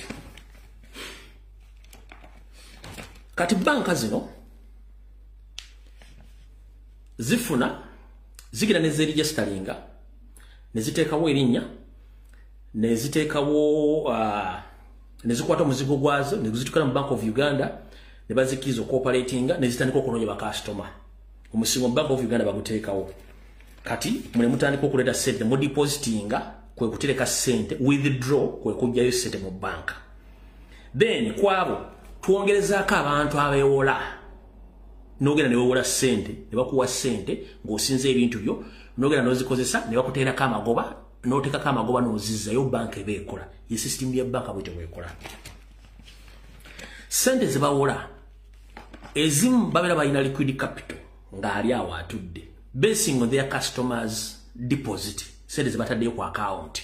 Eri omuntu ng'alina milioni 10 ku account maze emyaka 3 zikwatako. Banka zibakozesa okuwa loan. Kati tugenda basomesa ekitino mukitegere bulungi nyekiri mu Post Bank 1. Post Bank nga banka eri mbuzibu ne bakastoma baayo. Jovudde kato mwawulirako branch y'Embale bagenda okugula vault yayo. Vault kigambo vault kyekiringa ekitavu gye batereka ensimbi ezo. Era manager n'amumyuka bebamanyi password n'ebisumuze bigula vault eyo ekitavu ekyo. Kati Post Bank eyo omwaka oguwedde manager agenda okukera ekyo okugulawo nga mulimu ebicupuli bya almost akawumbi kamu lwakuba bagambako obukadde 5 mwalimu obukawumbi kamu nga kabicupuli ebeera inside job. Kati bank eno erina esente zeyawola eziri mu beewozi ziri obuwumbi 7,200. Sente ze baawola abantu ziri obuwumbi 7,200. Bakiyita loan portfolio. Obuwumbi 7,200 bakiyita loan portfolio. sente ezo zeyawaayo mu loan. Ekyokubiri, banka eyo eyina loan provision. Loan provision yeno eri worth obuwumbi 76 n'obutundutundu 9. Sente zino zonna bw'ozigatta oba bw'ozigatta n'ozaawula zonna kiraga nti sente kuzeewolebwa n'ezirina okusasulibwa tebakwatagana baawukana nga bakigo. So fa obuwumbi 76 ne sente zigwamu. Sente zino teziddanga gye zirina okuba oba gye zirina okudda okuva gye baaziwolerako bannyinizo. Mu mateeka agafuga ebittavu bya banka naddala mu kuwola nti sente yonna bw'efuluma ng'emaze okuweebwa omwewozi, sente eyo eyina okuba ng'eddizibwa buli mwezi n'amagoba gaamu. Bw'eweza emyezi 3 nga gubawadde ensimbi otagizizza, okusinziira ku mateeka agafuga entambuza y'essente okwetoola ensi yonna ag'ekitongole kimanyikiddwa nga IFRS, the International Financial Report Standard, kigamba nti sente zonna bwe baba zozuula abantu abo ne zitavaayo mu nnaku 9 ziba zirina okuba sente zo bwe ziba nga mu nnaku 9 nga tezisasuddwa, kiba kitegeeza nti banka eri mu buzibu okutambuza emirimu gyayo. Banka okutereza emirimu gyayo mu nnaku 9 ezo sente nga tezisasuddwa, banka yennyini ate erina okugenda n'ekwata mu ndyanga wansi mu magoba gaayo eneegajjayo egatoping up okuzza wali we bajja sente ze baawola be baawa ensimbi. Kati njagala okwate obuwumbi 72 then yoleka okwata obuwumbi 76 ne sente zigwamu mu myezi 3 eziganye okuddizibwa. Bw'omala ozikubaganyamu nga bantu baganya ozizza, kiba kitegeeza nti banka eno eri mu matigga. Kyokka bo ababazi b'ebitabo n'abagiddukanya bo munda kibatuddemu olw'ensonga. Okusinziira ku balo baga nti omwaka oguwedde banka eno yakola amagoba ga buwumbi 27. Banka eno omwaka oguwedde mbu yakola amagoba ga buwumbi 27. Kati bw'ogeraageranya sente ze baawola abantu n'amagoba ge baakola omwaka oguwedde, sente zino tezikwatagana wadde waliwo omuwaatwa munene ogulaga nti bwe bammotoka ewaniseeko amagulu g'essayidi emu esigadde ku busibu esigaddeko mu lugoba giddukamu yerindi gula ekigo n'enkoona enywe. Wetwogerera essaawa zino Post Bank mu kittavu kyayo ekyensimbi enkalu kirimu obuzibu kye bayita liquidity, era Post Bank eyina liquidity problem. Liquidity problem eno egenda kuleeta obuzibu eri bakasitoma baayo, ogisangamu obuzibu naddala abo abeewoola tebakyasobola kufuna nsimbi zaakola mu Post Bank. N'akaseera mpawo kakagenda tuuka nga naawe ayinayo ensimbi zo tokyasobola kugenda zijjayo mu bungi buwandiyagadde bwena emitwalo 10 nga nti tujja kuwako emitwalo 3 7 ojja kuguddira enkeera system network wagwana byebigenda maaso essaawa zino. Era balina obuzibu bw'amaanyi batasobola kujja kugamba bantu nti ne looni zennyini abaateekayo application zammwe ne muteekayo ebyapa byammwe ne muteekayo amayumba gammwe, bw'oba tonnafuna ssente nga wateekayo ebintu byo nkusaba bunnambiro nga nina bugisimufungize ogende okansolinge loan application yo era withdrawing security ze wateekayo. Bwe nkugamba loan application kwe kusaba ku wateekayo ng'oyagala ssente mu banka ya Post Bank kyajjajja togenda zifuna, wabula mu kaseera apawe kagasinga banka eno yeeyongera okufa application yo ng'ekyaliyo bayinza okubikyusana baga nti bakuwa ssente ogenda okakkananga ebyapa byo oba ennyumba zo wateekayo ng'ogenda osaba looni eno ate bigenze ku mutendera oguddako nga bisaana okunnyonnyola ng'obufere buli mu Uganda. So ngenda kusaba gwe wenna asuubira nti Post Bank eri mirembe teri mirembe lwaki ngenda kunyonnyola kino kankidde mu kitegere bulungi nnyo. Post Bank era liquidity problem liquidity mu kitegera bulungi abasoma oluzungu era nkibanyonnyola kibaddemu nti erina obuzibu mu byensimbi zaayo ezirina ogiddukanya wache twandiyise capital takyawera olw'ensimbi ezaawolebwa n'ezo zaagaana okuzzibwa ate nga n'amagoba gennyini tegasobola kuyimirira mu bigere by'ensimbi ze baawola abantu olw'ensonga zino wammanga.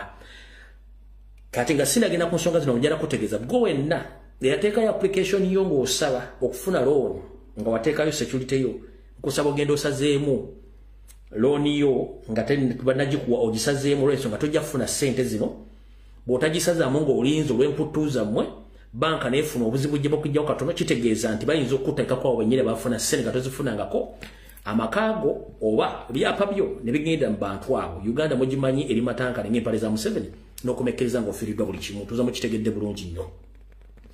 Tugenze mu maaso. Obuzibu obuviiriddeko banka eno okutambula nga nabbanja era ng'azina amazina nga nnamatimbo munda mulimu ennyini mu bakulembeze atwala banka eno bayinamu kye tuyita internal camouflage loan. Camouflage internal loans zino abakulembeze mu banka zino okuva ku mitendera egya waggulu tebaagala kweraga nti nabo beewola ensimbi za banka zino. Bakozesa ba outsiders abantu b'ebweru okujja okulaga nti beewoze ssente naye nga bba bakulu beewoze ssente zino. Kati beewola ssente beewola nnyingi nnyo nga tezikwatagana musala gwe bafuna ne kiva mu buzibu nti banka eno abantu abeewola ssente bazeewola nga beebweru naye nga bazeewoledde abantu abakola mu banka era ng'abantu abo tebasobola kukwasaganya ssente ze babawola olw'ensonga nti ssente bafuna ntono. Ekyo nakyo mukitegedde bulungi mube nga mukitegedde bulungi nnyo. Waliwo ekirala ekintu ekyenfuga embi mu banka eyo kye tuyita poor management okuva ku mutendera gw'awandiika abakozi n'abafulumya. Ekyo nakyo kizibu kya banka eyo. Obulyankuzi kye tuyita corruption obubbi obuli mu banka eno n'obukudde ejjembe. Waliwo kye tuyita impunity mu banka eno nakyo kinene nnyo. Abatamanyi impunity kwe kunyigirizibwa n'okusosola n'okuyisibwa obubi mu banka eno naddala mu bakulembeze baayo bakikola okuba nti bagezaako nnyo okunyigiriza abakozi n'okukola buli kimu kye bayinza okukola okuba nti bakola ebintu ebyo. Abakozi abasinga obungi abali mu banka eyo abamu tebategeera bulungi kye bakola naye nga ate balina okukola ensonga nti bwe bayita mitendera gino gye mbanyonnyodde egya impunity corruption birina okugenda obigasanganya nti abakola emirimu gino bonna bantu bayaayi tebasobola kuba nti basobola okuddukanya banka eno. Kino njagala okijje ku byekugambye okireetinge ku Equity Bank azonde ku Centenary Bank. Ebintu bino tubibagamba ne mwesiruwaza oluvannyuma ebivaayo ne mutandika musajja yayogera ebintu bino twebuzaabuza naye ate bino bituukiridde bwe tubagamba. Banka zino zirimu abantu bakirumira mpiyi bbiri abali mu gavumenti. Zirimu abantu bennyini abali munda abaagala okusula gavumenti eno. Zirimu ebintu bingi nnyo kati ngenda kugamuganda nga ejjayo ssente. Eyo Post Bank ajjukira yali ya post office. Post office yagwa. Post Transport Company yagwa. Kati banka ebadde esigaddewo. Buli kimu kyafa kati gwe wenna ali eyo.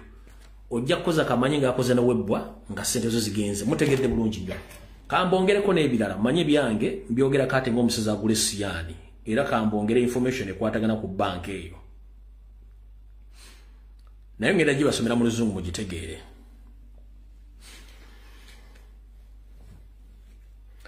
Egamba bwet.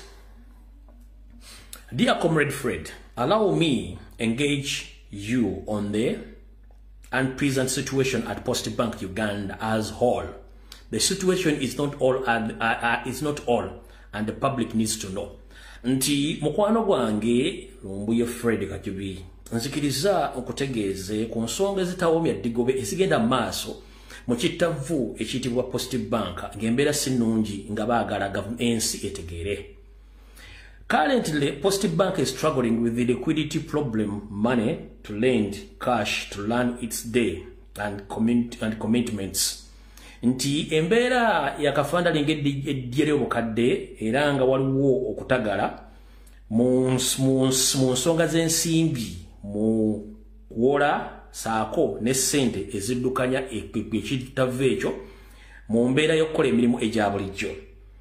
As I talk, this problem has been there for nearly 5 years since the current MD, Julius Kaketo, took over the mental despair head of the bank growth. Bagamba tiembere eno egenderedde ddala maaso kati emyaka giweredde ddala 5 bukyanga senkulu wa bank eno mupya ajja gwe bayita Julius Kaketo okutwala kugenda maaso okuddukanya bank eno enkula yayo na buli kimu okuva mu 2019 ekonzibye eringa akaana akaseko serozi tugenze maaso. Until now, especially in the first half of every year, the bank tends to struggle with the cash to do its day operation. Okuva 2019 n'okutuuka olwaleero etundutundu erya buli mwaka bank eno eri mu kuzunga nga anywedde walagi obanga muhooza asale ekkuwa mu ngeri y'ensimbi n'okuddukanya ebigenda mu maaso olw'ensonga kati ensimbi zibe ku byampi tugenze mu maaso. How did the government own the bank reach at this stage? Nti lwaki ekitavu kino mbu ekiddukanyizibwa gavumenti ya wakati nga nabo si babbi balwadde etuuka ku mbeera eno bweti tugenze mu maaso akawaayiro akasooka. The gross mismanagement comes as the results of this terminating of all old staffs had been potentially held this bank in the limelight when Kaketo Julius came to the bank. He made sure all the old SMT members do not stay. Bakugambye nti ensonga esooka nti enkulaakulana yabaddukanya ekittavu kino yajja mu ngeri oluvannyuma lw'oyo omukulu gwe njogeddeko waggulu okuva mu mbeera n'atandika okugobaganya abakozi bonna abaalimu abalina empeka emera abali baddukanya banka eno n'okutuusa olwaleero banka wetandise okutagala nga muhoozi amaze okunywa walagi tugenze mu maaso. He actually paraded his team of thieves and crossively awarded themselves huge pay, salaries and bonus at the expense of the bank. Bakugambye nti omukulu ono Kaketo Julius yaleeta ogubinja gw'abakwano gwe abanyazi ne batandika okwewa ensimbi empitirivu ennyo era ne beeyongeza emisaala emiyitirivu ennyo saako n'obusiimo obw'enjawulo ku ssente ezo eza banka. Akokubiri, Kaketo Julius and his team planned to take Post Bank into a tie one bank status. Bagambye nti Kaketo Julius ono gwe twogerako essaawa zino n'akabinja kakabatamanya ngamba baatwala ne basiba katambaala bank eno okutuuka kati mu kutagala mu mbeera mweri. A commercial bank status. This meant Post Bank had by all means to raise the capital requirements of UG 150 billions, which is lying idle at the Bank of Uganda. Bakugambye nti mu kaseera kano wetwogerera essaawa zino banka eno yennyini ya Post Bank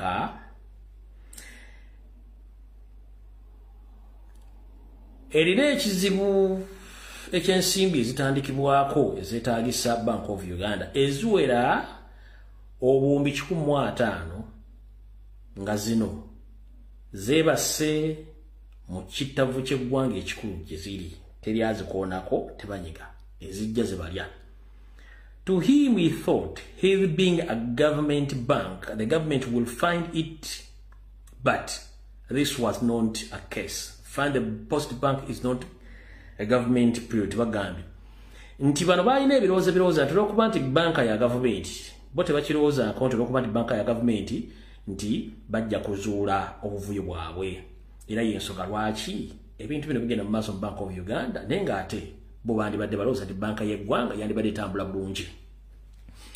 Julius Kaketo and his SMT team have grabbed to transform Post Bank into a standard chartered of thought, thereby divesting away from the primary purpose of the bank, which was targeting the mass market to foster financial inclusion bagambye nti Julius Kakeeto ne tiimu ye ey'abanyazi bazanya emizannyo bwali baagala kuteeka banka eno ku mutendera ng'ogwa Standard Chartered nga bwe mukiraba naye ekigendero ekituufu ekyali ekyo kyabalema era kati kwe kutagala kwa banka eno n'obutale bwonna obw'ensimbi bugenda bufa ttogge. By trying to copy and paste what Standard Chartered Bank was doing, they ended up loaning out a lot of depositors' money to salary earners for a long period of time. Bakugambye mukutagala kuno okugezaako nnyo okukoppa n'okuteeka ebyo bakopye mu nkola nga befaananyizaako banka gye njogeddeko Standard Chartered Bank. Bakomekkereza ng'ensimbi zonna baziwoze abantu nga kati batandika kubeera ku nsimbi zonna za misaala eziva mu bitongole by'enjawulo okuba nga ziziddukanya ekittavu kino ku bbanga eddene. A minimum being 8 years mu kasanduuke. Yet bank had no capacity to give out money that stays there for long time. Nti bank eno teyalina busobozi buddukanya buzito bwa kusukwa mabanja wabweru waayo kumala ebbanga eyo yonna eddene bwerityo. Tugenze maaso.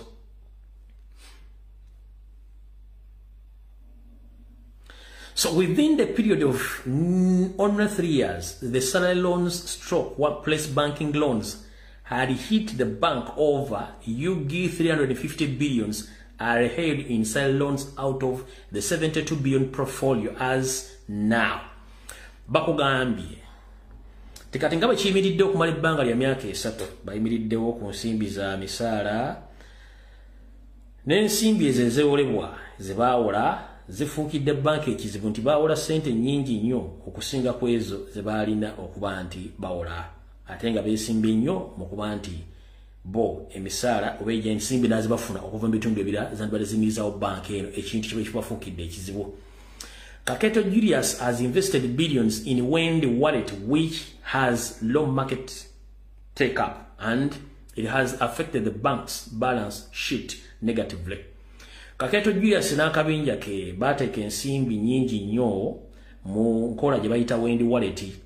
Neetadde wansi nnyo akatale ka banka eno era egireetedde ebizibu bingi nnyo n'okuba nti tekyasobola kuyimirirawo butengere ku magulu gaayo abiri olw'ensonga nti omwami ono ebintu bya bibala si bitambula.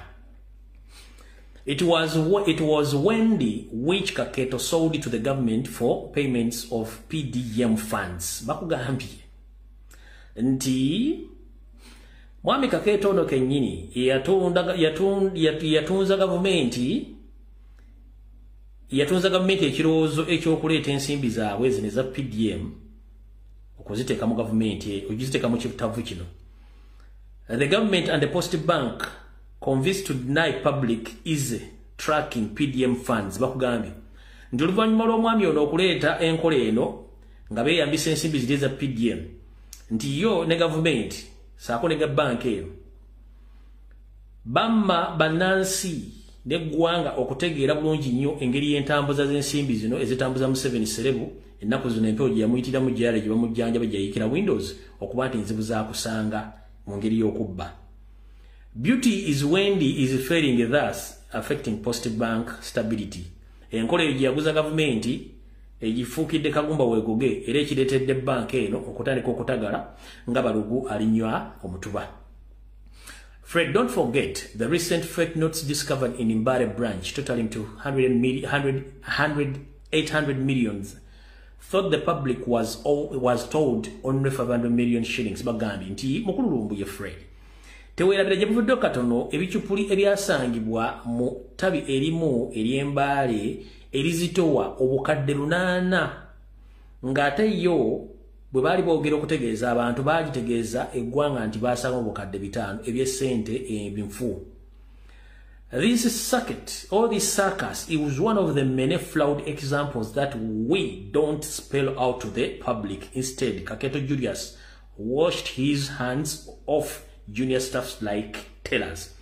Bakugambye oluvannyuma lw'ebicupulu bino ebiweza omukadde 8 okuzuulibwa mu kittavu ekyettabirimu erya Post Bank Embale.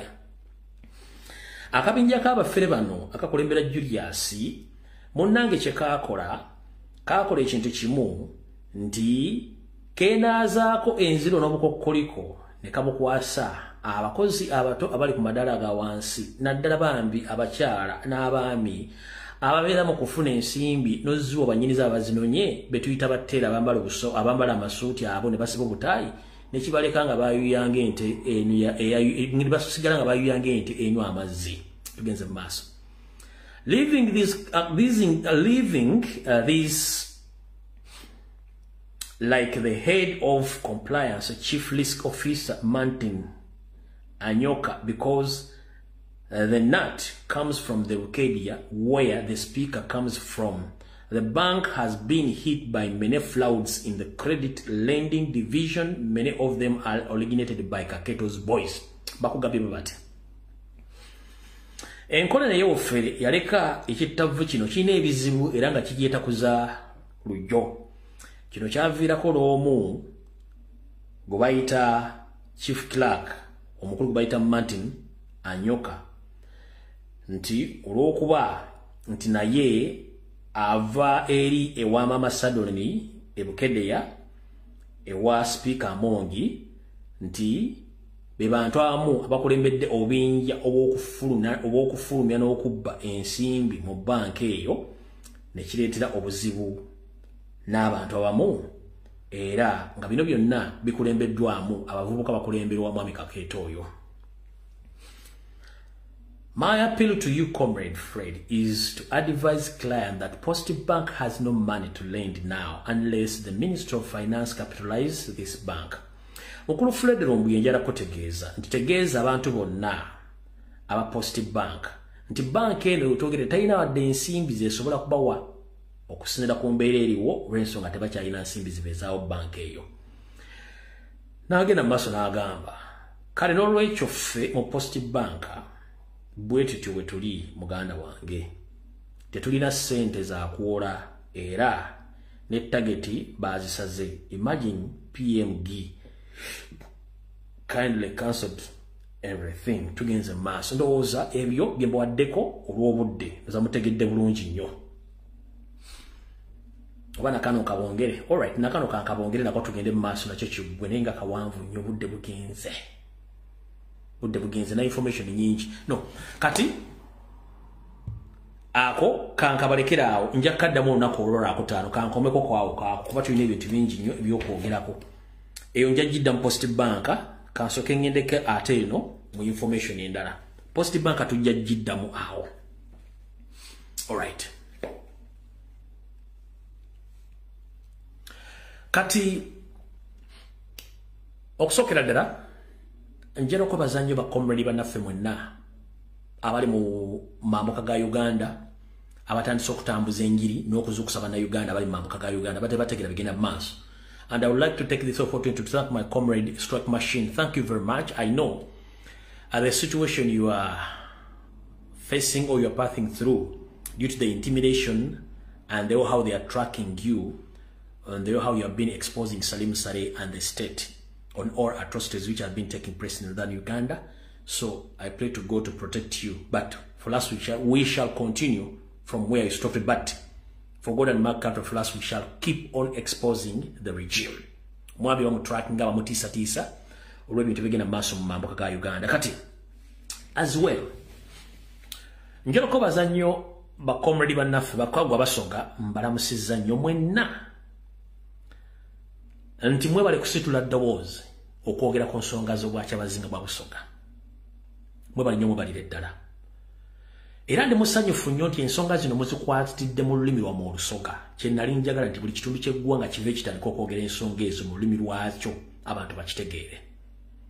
Navaayo ne mbawa information eyo naye nasooka beetondera kubanga nkimanyi nti abantu abamu mulowooza nti okwogera ku nsonga ezitali kya kitundu gye tuva kiba kivve.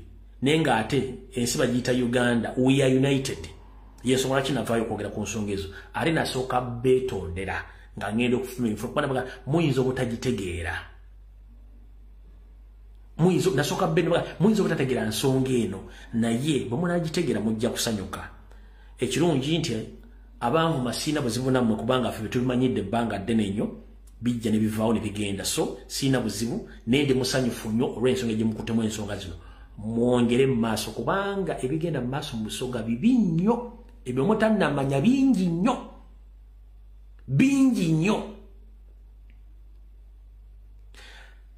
okuva nabagamba sigenda kudda mu nsonga zino nfunye amasimu mangi nnyo bacomrade nga bansabaako moto tulekera nsonga zino twalwana entalo za Kabaka twakola ki ffenna tuwane bagamba yes mwalwana naye wotategedde tusooka kulumba muntu muvuma sooka omala okulowooza lwaki ayogedde ebintu bino ensonga zenjogera nteri muntu asobola zoogera mu Uganda Kebere TV ne Rebecca Kadaga yamize ensanafu zoogera kyenjagala sooka obbagamba ensonga zenjogerano ku mutimbagano gwa LBS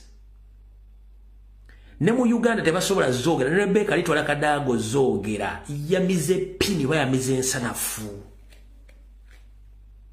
ne kati obadde nafunye amasimu wiiki 2 namba please tuyamba okumuyogere ku nsonga zino ne ngamba no musooka mpemu time ala okulowooza n'okwekola ki n'okumanya ensonga zino wabula ndiginze deep inside byenzudde ate bikaabya naye njagala bagamba temuva ku mulamwa tewa muntu yenna simanya ani agenda okujja ku nsonga z'okyabazinga eyo yensibukoyo oli Musoga ettaka ly'Abasoga si ly'Abagwira nkiddamu oli Musoga ettaka lyoliko lya Busoga si lya kitundu kirala temuzikiza musigale ku nsonga ezo teba muntu yenna akutiisatiisa ng'oyogera ku nsonga z'Obwakabaka bwa Busoga ne ku buvobo n'obuddo muyingiddwamu abantu bangi nnyo abatandise obbabuzaabuza sooka weebuuze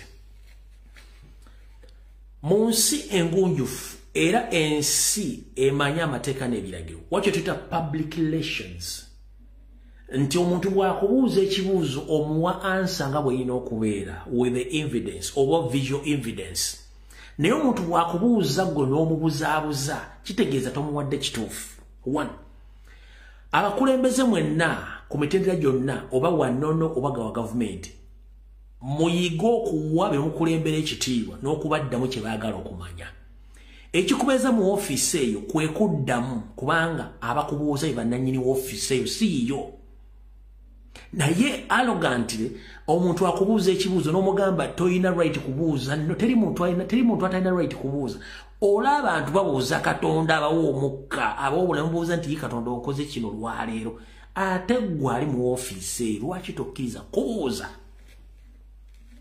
so Abasoga mwenna njagala bebaza mwebale kubeeramira ku nsonga zino wawula okusinzira ku sources zennina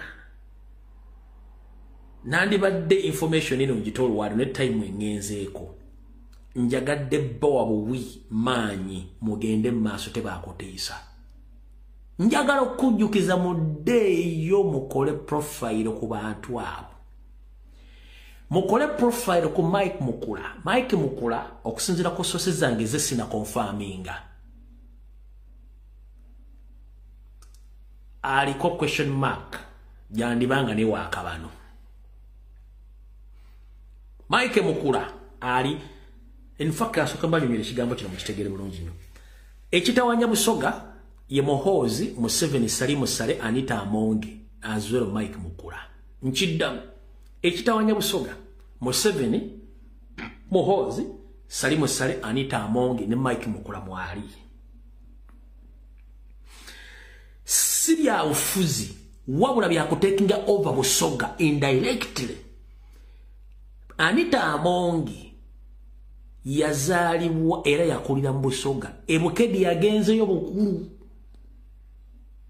nkiddamu speaker Anita Amongi kitaawe yave bukedi naje n'abeere Busoga era gye yamuzaalira era akulidde mu Busoga ewa bukedi yagenzeyo bukulu kyovolaba alina influence omwo njagala munoonyereze ku information gyenfuna gye sinnakakasa Mike Mukula naye siweeyo tayina history waayo ali awo mukwafu lwaki waliwo ekigambo nti Mike Mukula naye beramu kubaaka bano abaasenge ewantu eyo yensonga lwaki nti bwe yagenda eyo ye yatandikawo kye bayita Allo Boys akabinja k'abayeekeraako. Akabinja k'abayeekera kano yakatandikawo okusika eriyo abasajja bonna n'abakazi abaalinamu amaanyi agalwanyisa gavumenti ya Museveni. Ye kwe kutandikawo akabinja ka Arrow Boys n'akuŋŋaanya bonna abaali bakyasobola okulwana mu kitundu ekyo n'abateeka mu kabinja ka Arrow Boys olwamala n'akawaayo Museveni n'akasaanyaawo. Gye yatandikira okufuna obugagga obwazzi bw'ati. Tunuulira structure ya Mukula n'akabano. Nja kukonfaminga information kuba kati kemwogeddeko information egina kufollowinga. Mike Mukula siweeyo waggulu. Anita Amongi alina influence mu Busoga kuba yakulira mu Busoga. 1. Na information endaga nti ne Pasis na Muganza si Musoga.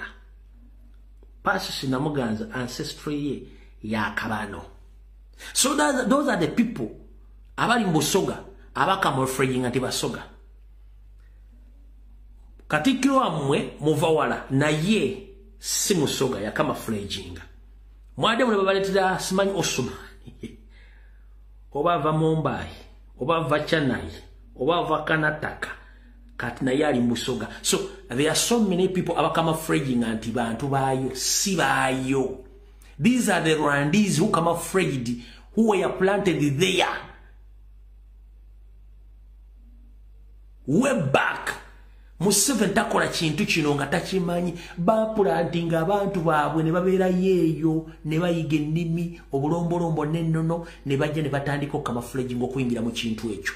So mutegedde bulungi nnyo. So kyenjagadde mbeere nga muli world ne information yeeno kubanga nze njiwana njibateera wala bwevaayo sigadde sala kumanya.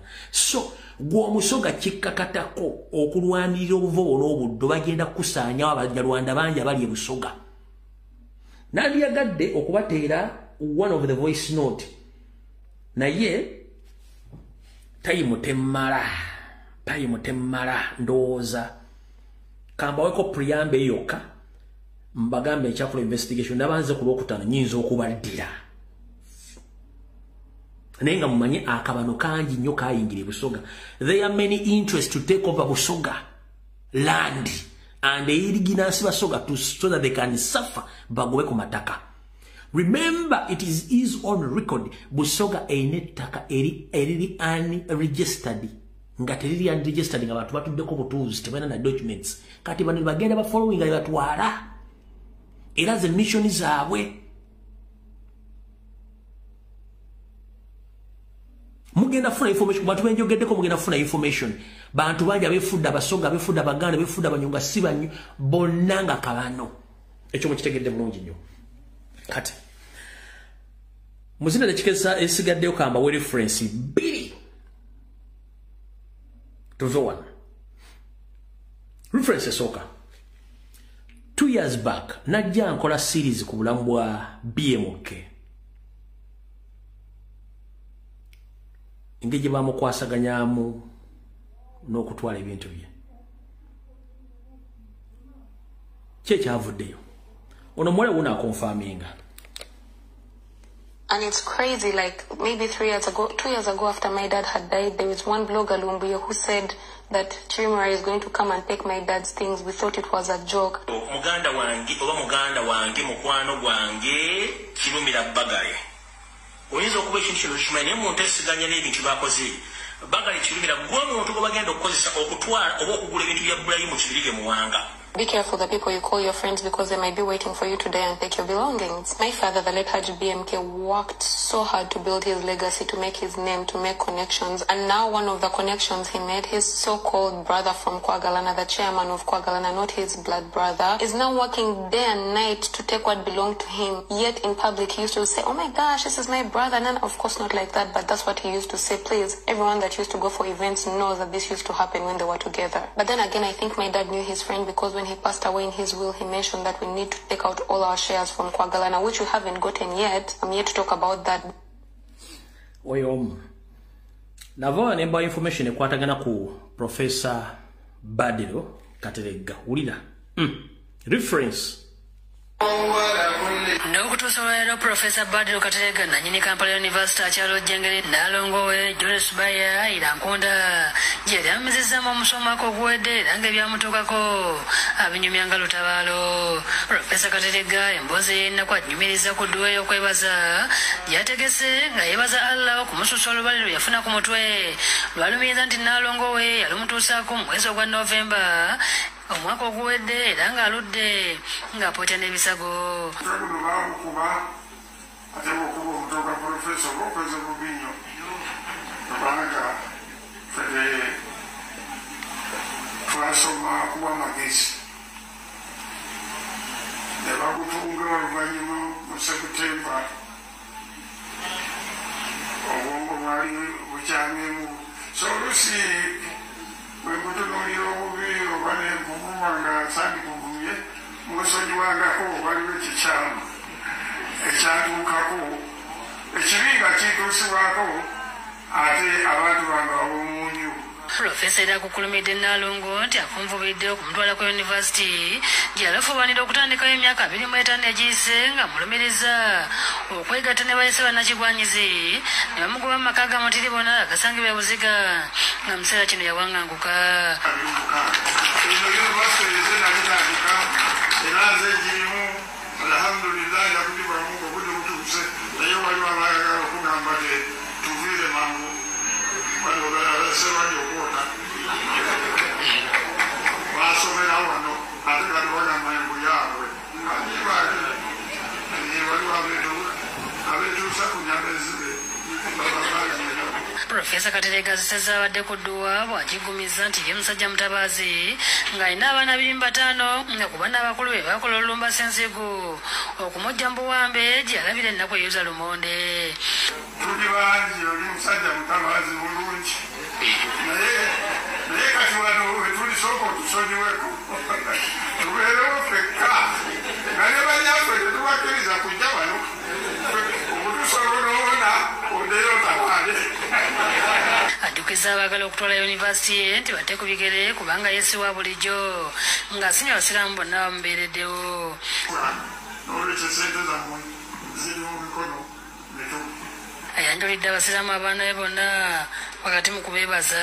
UK, Australia, Sweden ne bagamba katugende tujanjabe eddaji abamu nali mala n'emyaka 2 nga sibakoze ekibi naye alhamdulillah ekibi kibamu ekirungi kati wano webali temweraliikirira bazze kutambuza mirimu okulaba ti institution yammwe tefa ibuka yono Muhammad Faki. Obudde tulina butono ezo njagadde kwa reference information gyempa just time yokka yeberinde okukola ekintu ekyo na awo tuvuddewo kati bannayuganda abazanyidde nnyo ku mutwe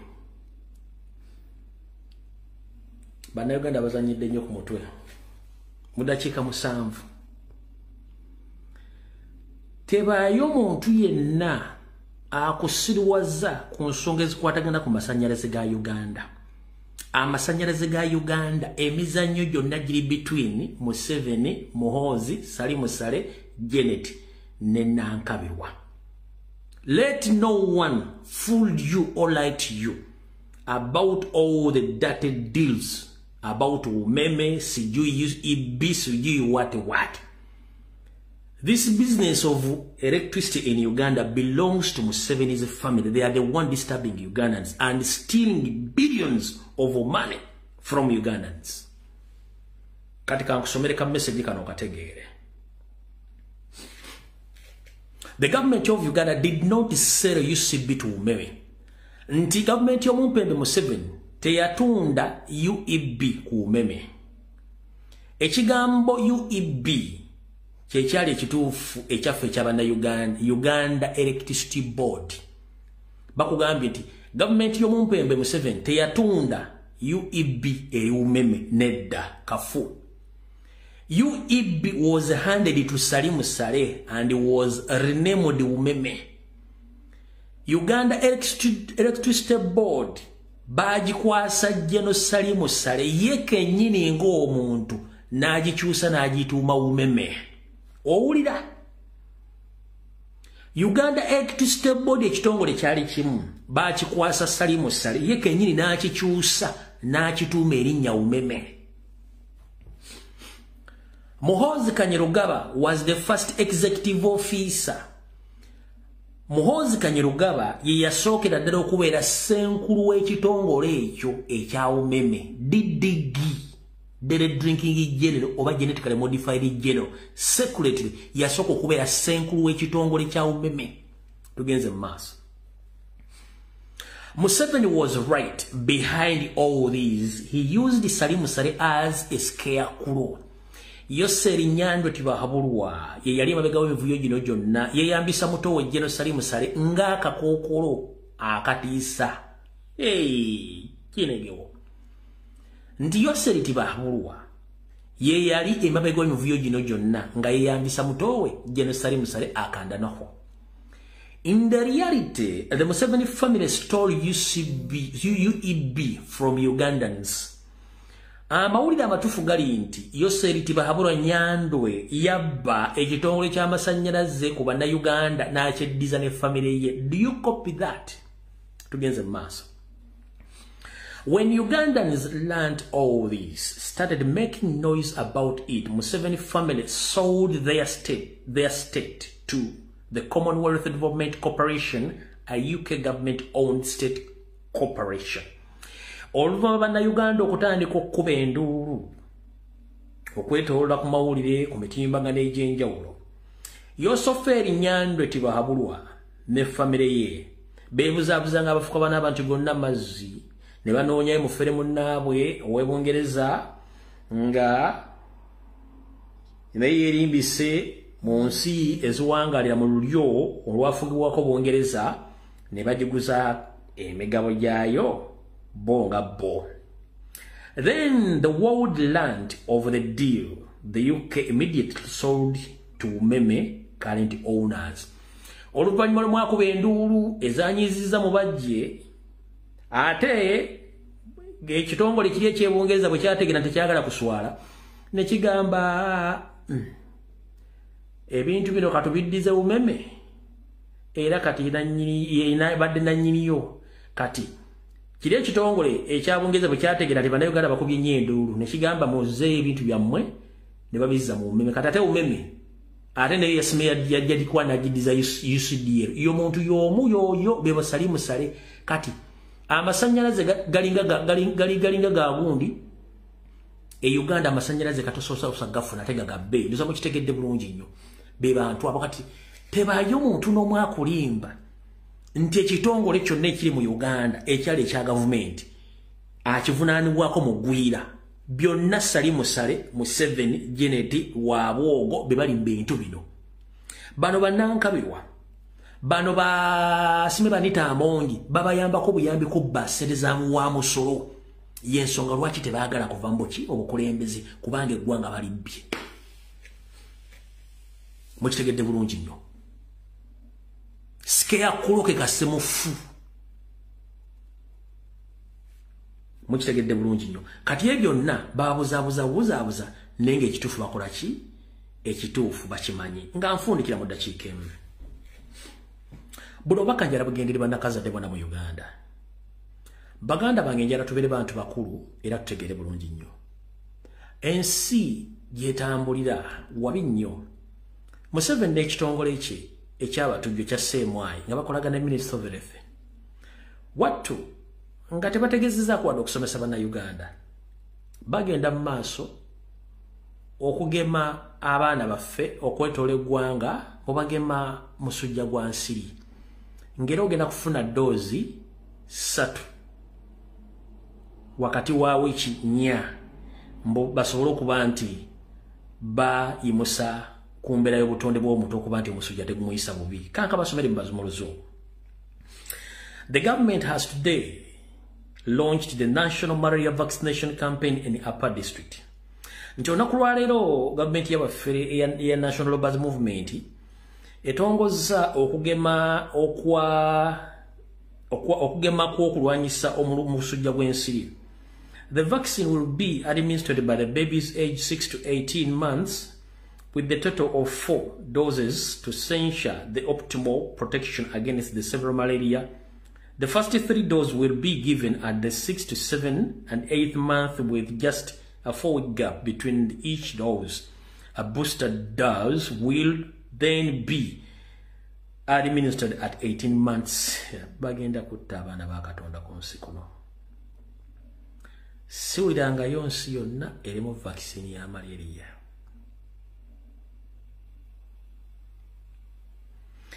Abazungu ensiri bazifuuyira ne bazitta ne balekawo ensiri eziri nacho weziri tizirwaza. Kati gwe okufuna vaccine nga tojeewo nsiri vaccine kizemu kuba abantu. Bannayuganda mbakubiriza omulanga temugeze ne mugenda mu bintu bina bakyagala okulya bwe munaagendayo mwe munaamanya kati emyaka gye bakuba ogimanyi bakuba okuva myezi 6 emyezi 18 n'emyezi bakuba between the babies of 6 to 18 months kuba ku myezi 6 ku myezi 18 n'emyezi 8 ne bakola teekawo enjawulo ya wiiki 4 wakati wa doozi ezo kati naye nga baba no bali happy nnyo kye bakola obutemba bali happy nnyo baba obalaba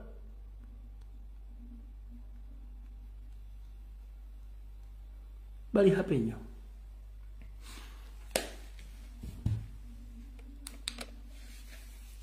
Sigenda kusukkawo genda ewandiise kyusa wolondera tandikawo eggali eyo ku buntu nga yakyama tobunda muntu saa yakukyusa bukulembeze tetugenda kulekera mu 7 kawulu kubanga ayagala katunyiya mutokoveemu ekyo mbere nga mukimanyi nkiddamu genda ewandiise genda ofune endaga muntu saa yakukyusa ggwanga tusobola kulekera mu 7 kawulu tujja kukalwanira mu bulwanisi